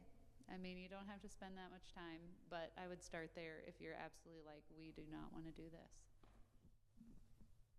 I just wanted to, okay, just 2 things on what Emily said there. One, when I started jumping into this, I started in the tutoring thing, and as I went through my training, it was explained pretty well. Latin is somewhat of a vehicle, okay, because how conformal is the English language to rules? It's not. It's actually a whole lot easier to teach grammar from a perspective of Latin, okay? When you're looking at the endings, do we conjugate verbs? No, we have to figure it out somewhat, but we have to also figure it out by context, right? And Latin is a lot more specific with the endings. Are there exceptions to rules? Sure. Rules are only there to be broken. We all know that. But it does conform to the rules far better than English does. So when we get it and we understand, that ending means it's a direct object because it's in the accusative case. Well, if I know that, now when I'm learning to diagram sentences, I know what a direct object is, and I know where that fits in, and I know how that happens because I have seen that ending identifies it as the direct object. I can pick it out in the sentence, and I can diagram this out better, okay? And this is coming from a guy who doesn't know a whole lot about English or Latin, and maybe I said something really wrong. Did I say something wrong yet? Okay, good. I can even understand it in that it's very it's way more mathematical than English is. And so it's an easier vehicle to teach it. The other thing I'll say, the side benefit of it. Okay, I've lived overseas, I travel overseas. Okay, I lived in Europe. Okay, and you can testify to this, right? Now, obviously in the UK, a little bit different, but I know they take, it's not out of necessity, but it's out of what they've learned. But students in school in Europe, they're gonna learn minimum of 2 languages. Most are at 3, some are at the 4 to 5. You get into like Belgium, because they have 2 to 3 national languages, plus you have German and English that you need to throw on there because of the surrounding countries. You get into areas, I worked with officers that knew so many different languages when I was in NATO, and what that does, I'll ask you, Ellie, if you guys don't know Ellie Dayton, she's pretty amazing. She has taught some languages for us. If you were right now, at your stage in life, gonna go pick up another language, do you feel that it would be a doable task?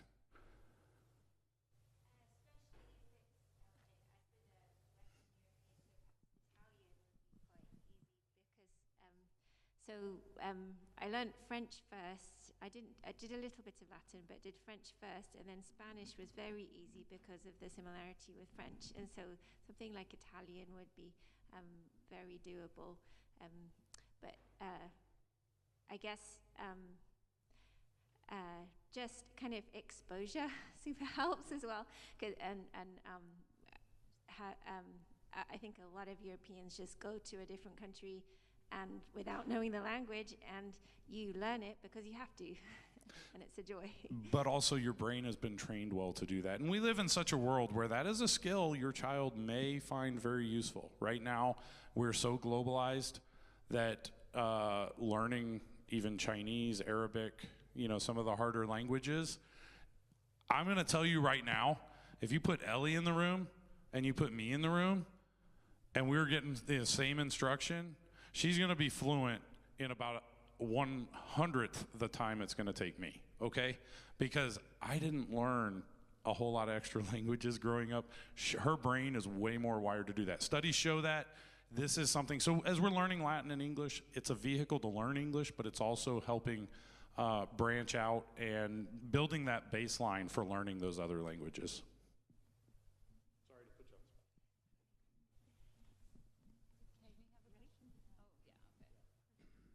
So I forgot. So we were sitting here. Okay, I remember. So one big thing as we are looking at next year, I always start thinking about next year in January. And I have 2 very different children, and as many of you have. And my concern is the firstborn is always the firstborn. They do the firstborn thing. Secondborn is always the secondborn, and they do the secondborn thing. And I'm worried that this isn't gonna, the model is, she's just a little bit harder to motivate and complete the work, and is a fight. And we've had this conversation a lot. A lot of walking has happened and talking this out as how, when you have one who's very motivated and can do very well, and then you have the next one who does not want to do any of what the first one's doing, it's backwards. How have you guys worked through that? If this model is great, and we're completing it really well, but when you have one who doesn't want to do the work, how do you help that child along? Yeah, I know you guys have been there, but I'm really seeing that, and I'm like, is this gonna work next year? Because I don't know if I can put up that fight every day. And that's like, this is one of those ones I'm like, maybe school really is a good thing for you. How do you combat this, and how can you make this model work for all these different personalities? I guess I would say, pose the question back to you that if you didn't do WRCC, are you, okay, so public school would be your option, or like what's your option? Because like your kid does, I assume you want to teach your kid something, right? So like if you're not battling, WRCC work, you might just be battling other work, right? I mean, if the kid is going to be combative, they might be combative even at school. or in a different situation. And so that is something I would just think about, because it might not actually solve your problem. You might just be doing homework until 10 p.m. at night because they're going to school and they fight you. The other thing I would say is dad, get involved. That helps a lot. It helped a lot.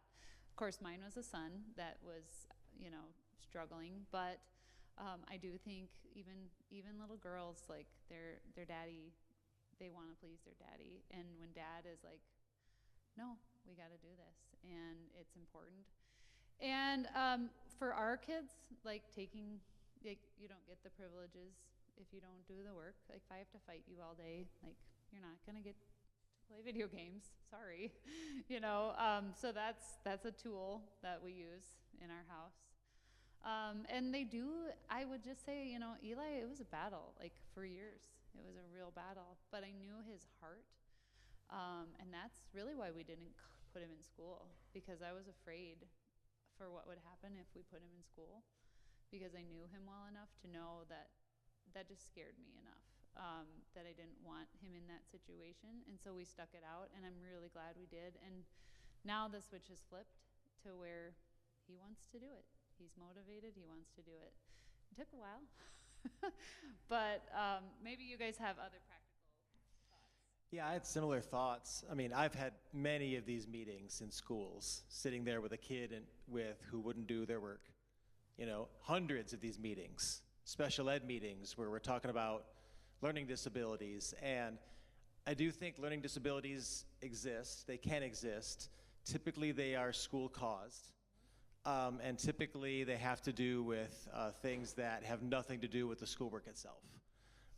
Most special ed problems were problems with kids who had learned helplessness, kids who were depressed, kids who just had terrible trauma from home life, kids who were just overstressed because, I've seen crazy situations. So the point being, I would say, kind of like Emily, like maybe the schoolwork is the problem.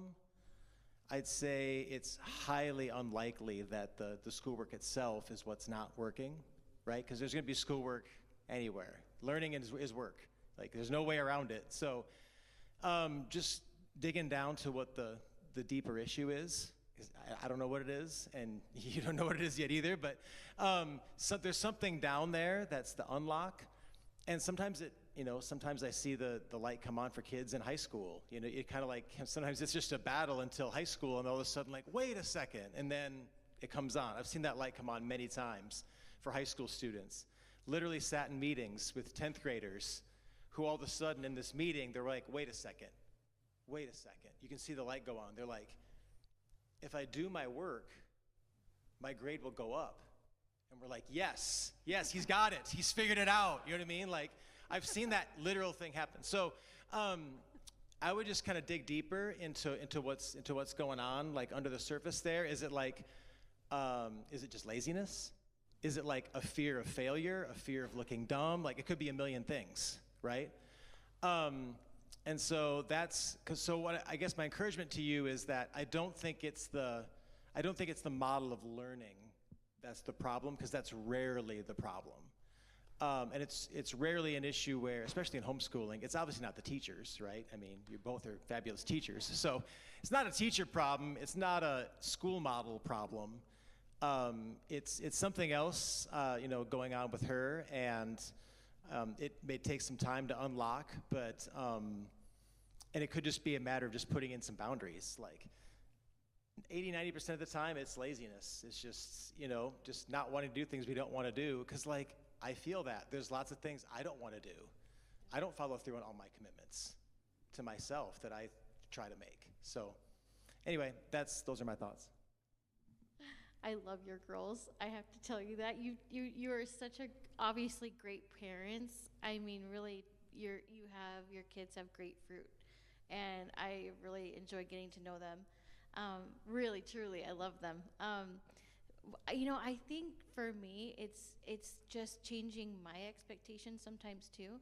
I know that sounds kind of funny, but just because you get used to maybe you have the older one, and you just get used to how they learn. Do you know what I mean? or you just kind of think that you just get used to it. And so that sets that expectation subconsciously, you know. And your next one, well, they're different. And you're like, oh, hi, you know, I gotta relearn everything or with you, you know. It's just it turns you around, you know. So you're sitting there like, okay, how do I reach this one, you know? Does that make sense? So for me, I had to change my expectations and remind myself, like I said before, they are different. You know, they are different. They're going to learn differently. Doesn't mean that they both won't thrive classically, you know. One might have to have more game orientation in learning than the other, or more time, you know, with your schedule that you're like, okay, we're going to have more breaks, or we're going to, you know, just figuring out what those things are, I think would be good. And then that would kind of change your expectation too. Does that make sense? I know that's kind of weird as the expectation, but. No, I think that's really good. I think expectations play a huge part in it, because there's two sides to the expectation thing. One of them is that kids will rise to the expectations we set for them. They really will. If we hold the line, you know, if we really believe they can do this, and we know they can do this, and we hold that line till they do it. Classic example is, if you've seen the movie Stand and Deliver, there's that classic movie with the math teacher. He teaches these inner city kids calculus, like advanced calculus, and they all get a 5 on the AP calculus score, and they get charged with cheating because they all got the same problems wrong, because he taught their class so well, they all got the same problems wrong. So they thought they were cheating because they were these poor inner city kids that aced the AP calculus test. So they had to take it again, and they aced it again. So basically, that was his thing, is like, they will rise to the expectations I set for them. And all the other teachers hated him, you know, because he got results where they just made, you know, excuses and complaints. So on one side, yes, like if you call your kid higher and tell them, these are my expectations for you, this is what I believe you can do, and you set that standard and show them by your vigilance that you're not holding away from it, that will work on them and affect them over time. Not overnight. It's not like you say that and like, oh, they're fixed, you know. Your kids are never just fixed, you know. I'm not just fixed. Like, we all have our struggles. But setting that high expectation, holding to it, is huge, because you are showing them that you believe in them and you're not giving up on them. But also the expectation that they're not going to be at that, like, tomorrow, right? Like, if you're at level 2, let's go to level 3, right? Let's not jump to level 10. Like, what's the next step in improving the situation? Let's just take that step today, manageable step. So it's having like realistic expectations for today, but also, you know, high expectations for our kids, for their lives and for their education. Yeah, I have 2 thoughts on it. Both come with a story, and they're interrelated, and I'll make it fast. Okay, so I think it's a battle that a lot of parents face, and we have faced. And on one side, we want our kids to love learning, and that's what we want, because we want lifelong learners. And I mean, we're going with the end in mind. Now, on the other side of that, though, I challenge and say, and AJ, I'll talk to you for a second here, okay? Because if you guys know AJ, he's in the sports field, right? He's in the sports arena all the time on the coaching side. Anyone ever gone fairly competitive in sports, okay? Was it hard? Were there times it was really hard? AJ, do you have times, even now maybe, where it's really hard? Do you still love the sport?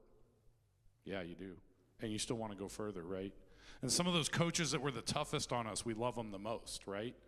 And so you kind of have to look at that. This is coaching, right? We're coaching these kids, and there are going to be some tough times.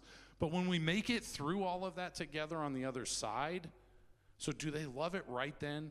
Those players don't love it on that field. They want to, I mean, and movie after movie after movie has been made. We just watched Miracle the other day, right? You ever watch Miracle of the 1980? Yeah, again, right? And he actually set himself up to be the hated coach, right? And he had good cop, bad cop and everything. But at the end, he had such a rapport with those gentlemen, right? And they loved him as that coach, and they look back on that. So based on a true story, obviously, not all true events. Okay, so it's that wrestling match there. And the other thing I look at is, again, on the expectation piece, I see a lot of this crop up at middle school, okay? Because it bumps up. Now, I can't think of a better time for it to bump up than in middle school, because it is going to bump up again in high school. And guess what starts mattering? Okay, if you do want a transcript out of this, that's where it starts mattering. That is where they're going to start assimilating the knowledge together. So it's better to bump it up earlier than later. In my mind, this is me, because it's going to have to happen. If you don't, take 30 seconds and think in your head all of the adults that you have interacted with over this last week and how disappointed you are with a vast majority of them. Okay? Doesn't take more than 30 seconds for you to have a, yeah, there you are, Seth, right? That is what the world is putting out with low expectation. Okay? And we don't want to do that. Quick story on that one. I went to the movie theater a couple years ago as a summer movie program at the Elks Theater. And if you guys don't know Christy, she is a saint. She's the manager there. And I went in and I'm in the snack line and it is taking forever. And I am so frustrated. I just want to kill someone, right? I just want my popcorn. I want to get into the movie. Come on, people. And so I finally get up to the front and I see what's happening. And Christy is having to sit there and say, okay, he gave you a 20. So it was $10. So we take a 10 and 10, you know, and counting it back out and say, now I just counted it to you. You did that to him. Not just with one, multiple employees. And I'm like, oh, like that is what's coming out with low expectation in this world. Yeah, no. And yeah, I'm not even saying that. I'm just saying if we decide to set a low expectation, that is the product you can expect to come out of it. So with a higher expectation, there is going to be that time of confrontation. It is not bad. I challenge you to look at it not as a bad thing. Do it healthily in a coaching manner. And on the back side of it, just like with sports, you'll come in. Now, in middle school, though, the other thing is our expectations sometimes could be a little too high and at that mastery level. Is that where we're expecting it? No. That is a story. When I jumped into 8th grade, I'm coming from being the instructor of instructors out at the base teaching B1 tactics to people, right? I am expected to be the guy to give an answer. And I come now and I'm going to teach these 8th graders. And I got to teach them Latin. Do you know how scared I was? I don't know Latin. Then I realized, oh, they're 8th graders. And you were one of them. Second class. Ryan was one of them. Okay? And we got through it together. Did I make a lot of mistakes teaching Latin? Yes, I did. He's lying, okay? Logic I was a lot better at. Latin, not so much, right?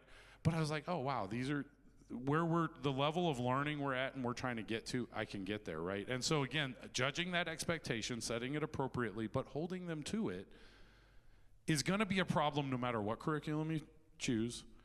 And you know, like Shane said, and I just challenge everyone to kind of look at it. It's really a mindset thing. When do I want the challenge to come? And how am I going to help coach through that challenge, right? And I love sports, teach you a ton about life, team sports especially, and you can look at those challenges, and I'll bet there's a lot of us with really fond memories of our sports time in our past, some more past, but most of them were not easy times.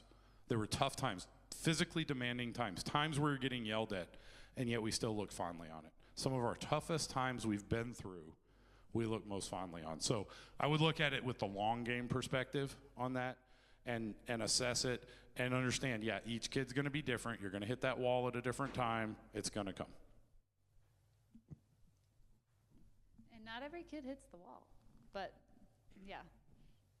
Anyway, that's a good point. Any other questions or thoughts, struggles? Anything?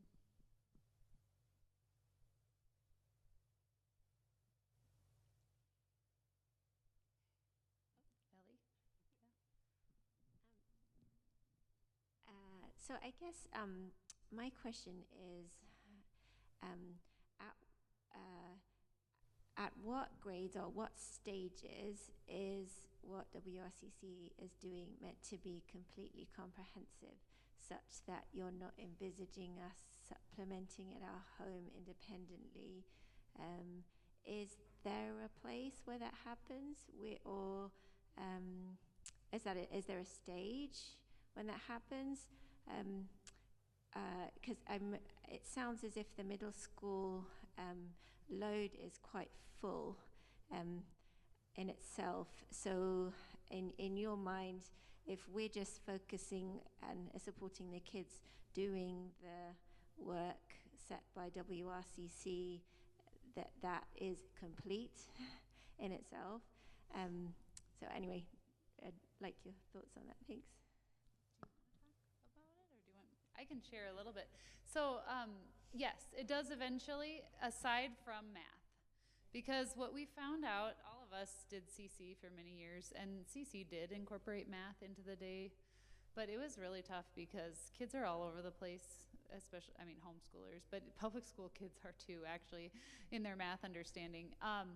And so we just kind of the board decided and we agreed that in middle school and high school, that was the one subject that they just do independently at home. But otherwise, yes, it's fully comprehensive. And honestly, I can say, like, Ezra does think middle school's harder than high school. So their work is easier than mine. And it might be true. I was like, actually, that might in some ways be true. He is, because of where he's at, right? He's in 6th grade. It feels harder to him now because he's in that first year of, okay, you've got a lot more work and this is feeling harder. But I can say now we're halfway through the year and things are starting to click. He's starting to be able to do more of his work without my help. He's starting to get through it faster. All that stuff is happening. And so really it's probably 3 hours a day, maybe, and then 3.5 if we count math. So if he does it, quickly, math can take 3 hours on its own if he doesn't want to do it. But so it's really not that hard as far as that goes, but I do think it is really comprehensive. I would say that's pretty true for my other kids that are in high school. They probably spend 3 to 4 hours a day. Like our son Jonas, he's a nerd. His friends all call him a nerd like every single day. You're such a nerd. Because he's just like, I love school. This is so fun. And they're just like, you're such a nerd. But he wakes up and he wants to do all of his work. He does almost all of his work Tuesday through Thursday. And then Friday, he's usually done by like 10 o'clock in the morning. It's like, I'm done, Mom, I got it all done. And so that's great. That's his personality. So it's totally, like, we want it to be rigorous but manageable, if that makes sense, so that kids can go have a job and experience these things and not feel like they're, working so hard. And I think if parents can put that little bit of, the parental pressure or the like, yes, you're going to do this. Like when you're consistent with that and you just continue to like, yes, you're going to do this. This is the expectation. Eventually they realize like life gets easier if I just do this. If I just do it, it's easier and everybody's happier. And then they can be free to do all the other things they like to do.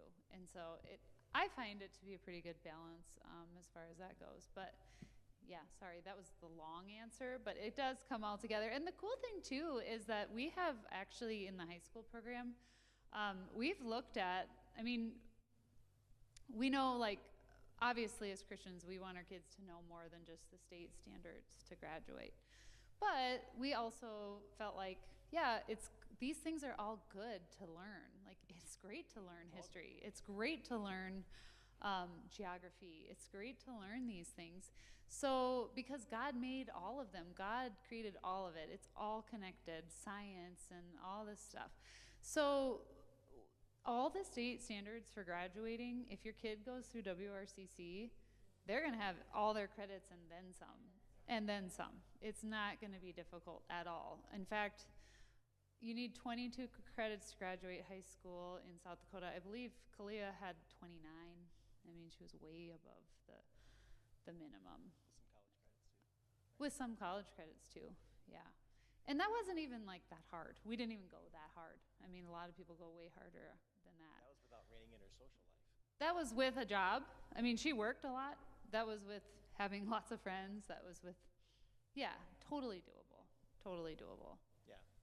Yeah, I agree. We're designing it so that if a parent really wants to make sure we're getting these 22 credits to graduate high school, so I feel better about saying my student's a high school graduate in South Dakota, yes, we got that covered except for the math. But you're always going to supplement, right, as a parent. Like, we're always supplementing. We should be always teaching our kids. You know, that's what Deuteronomy says. Like, as you walk by the way, and as you go to the store, and as you get up, and when you're at the breakfast table, like, we're always teaching our kids, you know, the ways of life, the ways of the Lord. We're teaching them Scripture. Like, that should be in us and should be coming out of us all the time. We're always supplementing, you know, because life is learning. And that's one thing I put in our family values that's really important to me, is that this is who the Heilmans are. We're always learning and improving ourselves. This is who we are. That's what life is about. You're always learning. You're always getting better. We're never settling. We're never just like, we're done learning. We're just going to be who we are for the rest of our lives and never grow. Yeah. Like, no, we're always learning. We're always improving ourselves. That's our lifestyle. It's not just something we do with our schoolwork. We're bombers. We're overcomers. That's right. Nice. That's our motto, right, Ryan? The bomb millers are overcomers. Yeah. So, yeah. But that goes back to beginning with the end in mind, right? Like, who do you want your family to be? Who do you want your kids to be? You know, instill that identity in them. And fathers can really speak this into kids. We see this biblically. Fathers establish identity in the kids. And so when fathers say, this is who we are, this is who you are, that's powerful for a kid. That really spoke to my sons. Because my sons, they love to level up. They love to grow. They want to get better at things. And I think that's from instilling in them. Even when they were little, one thing I instilled was like, Heilmans, they would like, I'd be playing a game with them, and of course I'm bigger than them, I'm whipping them. You know, they're learning failure and losing and being dominated by a bigger person. And I was like, Heilmans never quit. We never quit. Like, you keep fighting till the end of the game. So there's just these things we establish in our kids identity-wise really carry a lot of weight.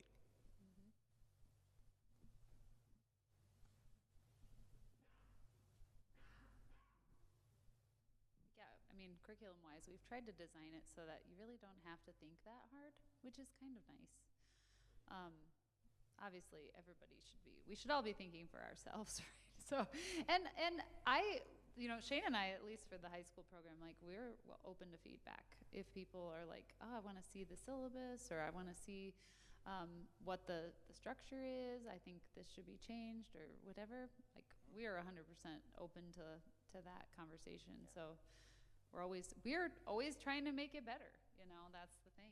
We're Heilmans, we're always learning and improving ourselves, and we're always improving the WRCC curriculum. In fact, Emily and I were just having a conversation last week because there were like 2 or 3 classes that needed to happen second semester that we needed more classes because some classes were ending.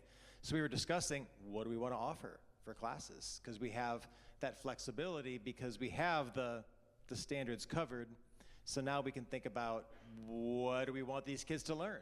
What's really important? What are the most important classes we can offer to high school students? I mean, you all tell us, like, if you could make a class for high schoolers, like, high schoolers ought to have this class, what would that class be? You know, that's what we want to do. So we came up with a couple. One was the art of influence, people skills for success. So they're going to go through, you know, because isn't that super important for success in life? Being good with people and being able to influence other people positively, and also being able to communicate in ways that endear you to other people. Just being liked is kind of important, you know? So, and then the other one was, I think, world religions, right? So we're going to learn that one too. So we had lots of choices, but those were 2 we settled upon, because we have lots of other great choices too. But the point being, we want to teach kids what's most important for them to succeed in life, to be prepared for anything. So not just, you know, I mean, Calc 2 is great, but like, what's more important? People skills or Calc 2, you know? I mean, you don't study Calc 2, like, go do it at home, you know? No, and actually, if you guys have free time during the day and you want to sit in on high school classes ever, you're 100% welcome to do that. I would highly recommend doing that, because at least this year, I mean, we have some very, very incredible instructors. And I'm just like, I love going to class. I love world history. I love psychology. I'm like, I'm soaking it all in. So it's fun. I want to pile on that. In addition to that, take something that was key to me when I was getting exposed into the classical model and kind of seeing, is this where we're going, is a little bit of what happened tonight. CC did a program specifically called Window into Challenge, and they had, you know, different people come up and demonstrate some of the skills they had learned. And what you saw up there, what you see with, he ran off, Ryan, he knew I was about to talk about him, right? Take that. That is not atypical. This is not like, you know, the commercial on TV of the weight loss drug, and at the bottom it says results not typical. No, these are typical results, okay? Those are extraordinary kids, and those extraordinary results you see are typical of the kids that you're seeing put out. Look at the class that was just put out last year, right? And looking at this classical model, and we're talking solely, I can speak from personal experience, we've popped 2 out now, out of the program. One, straight out of the program, she had no issues going to college and getting started. She decided that's not for her, you know, and she's an amazing human, you know, a wonderful wife now to a husband, and she can argue me under the table, okay? And you guys know I like to argue. And then our second example, she was kind of the feisty one, and she wanted to go, she's going to Baylor right now. She's actually tomorrow heading back to school. And her journey was a little bit different, but she decided, hey, I want to go to RCC, okay? And for the longest time I said no. I went on my first college visit with her, and I'm looking, and I'm like, wow, this is a really huge school. I'm not used to this. I'm like, I'm not sure I'm ready to go from you're here in my house to you're 1,000 miles away at this large campus. Maybe RCC is not such a bad idea.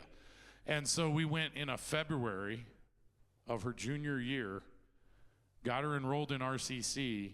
We talked to them on Friday. I believe on Monday they called her in for testing to make sure that it would work. And they called us back and said, yeah, she's in. Okay. It wasn't like cram, learn, study, do all that. It was a nice transition, even into a high school program here. And then she's transitioned into Baylor as well. Similar stories to like the speeches with Kalia and everything. Both in RCC and now at Baylor, she has been accused of cheating on writing and using AI. And Ellen looked at it and said, oh no, that's her writing. Right? Like that's what I've seen out of her this entire time. And it's just because of the program she's gone through. And it's a very similar model to what RCC is. And it was just solely that model, right? Through the middle and high school years for sure. So just throwing those out there that those, that success, you look at the proof that's in the pudding. You know, we look at that end game to get us through that, the hard times in the middle. We still do that because the struggle is real in the K-Chuck household. And so, you know, it depends. Each kid's different, and sometimes it's just a little motivation, and they eventually get there. But it is designed as a holistic program, and it suits pretty well.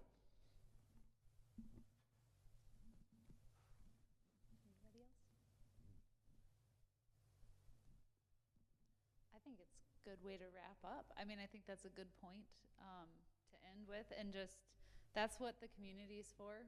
Like, if you're struggling, Cagney, I might not be struggling right now, you know, and I can come beside you and tell you, give you encouragement and help you with some things. And that's the beautiful part about being in community and staying in community, because there were many, many times when moms ahead of me gave me encouragement and said, don't give up, just keep with it.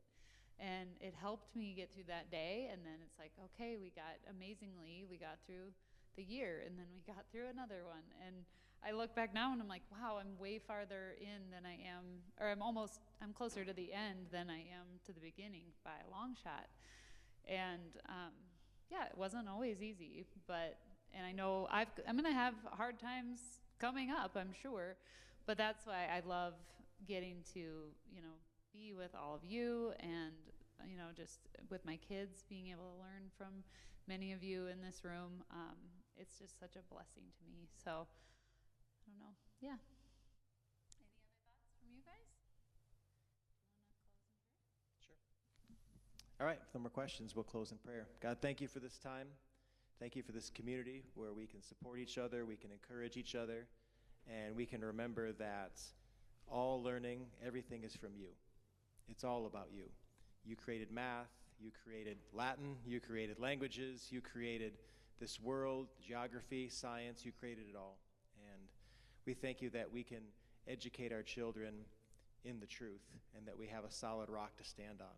So God, thank you for, again, our children. Thank you for the blessing they are. I pray that we would be diligent to teach them as your word instructs us to be, that we would be dedicated to our children's discipleship more than anything, and understand that and realize that family leadership is the high calling, and leading our children and discipling our children is the highest calling that we have, above and beyond anything we do outside of our homes.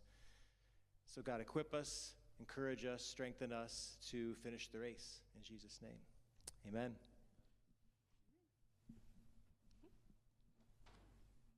Thank you guys for coming.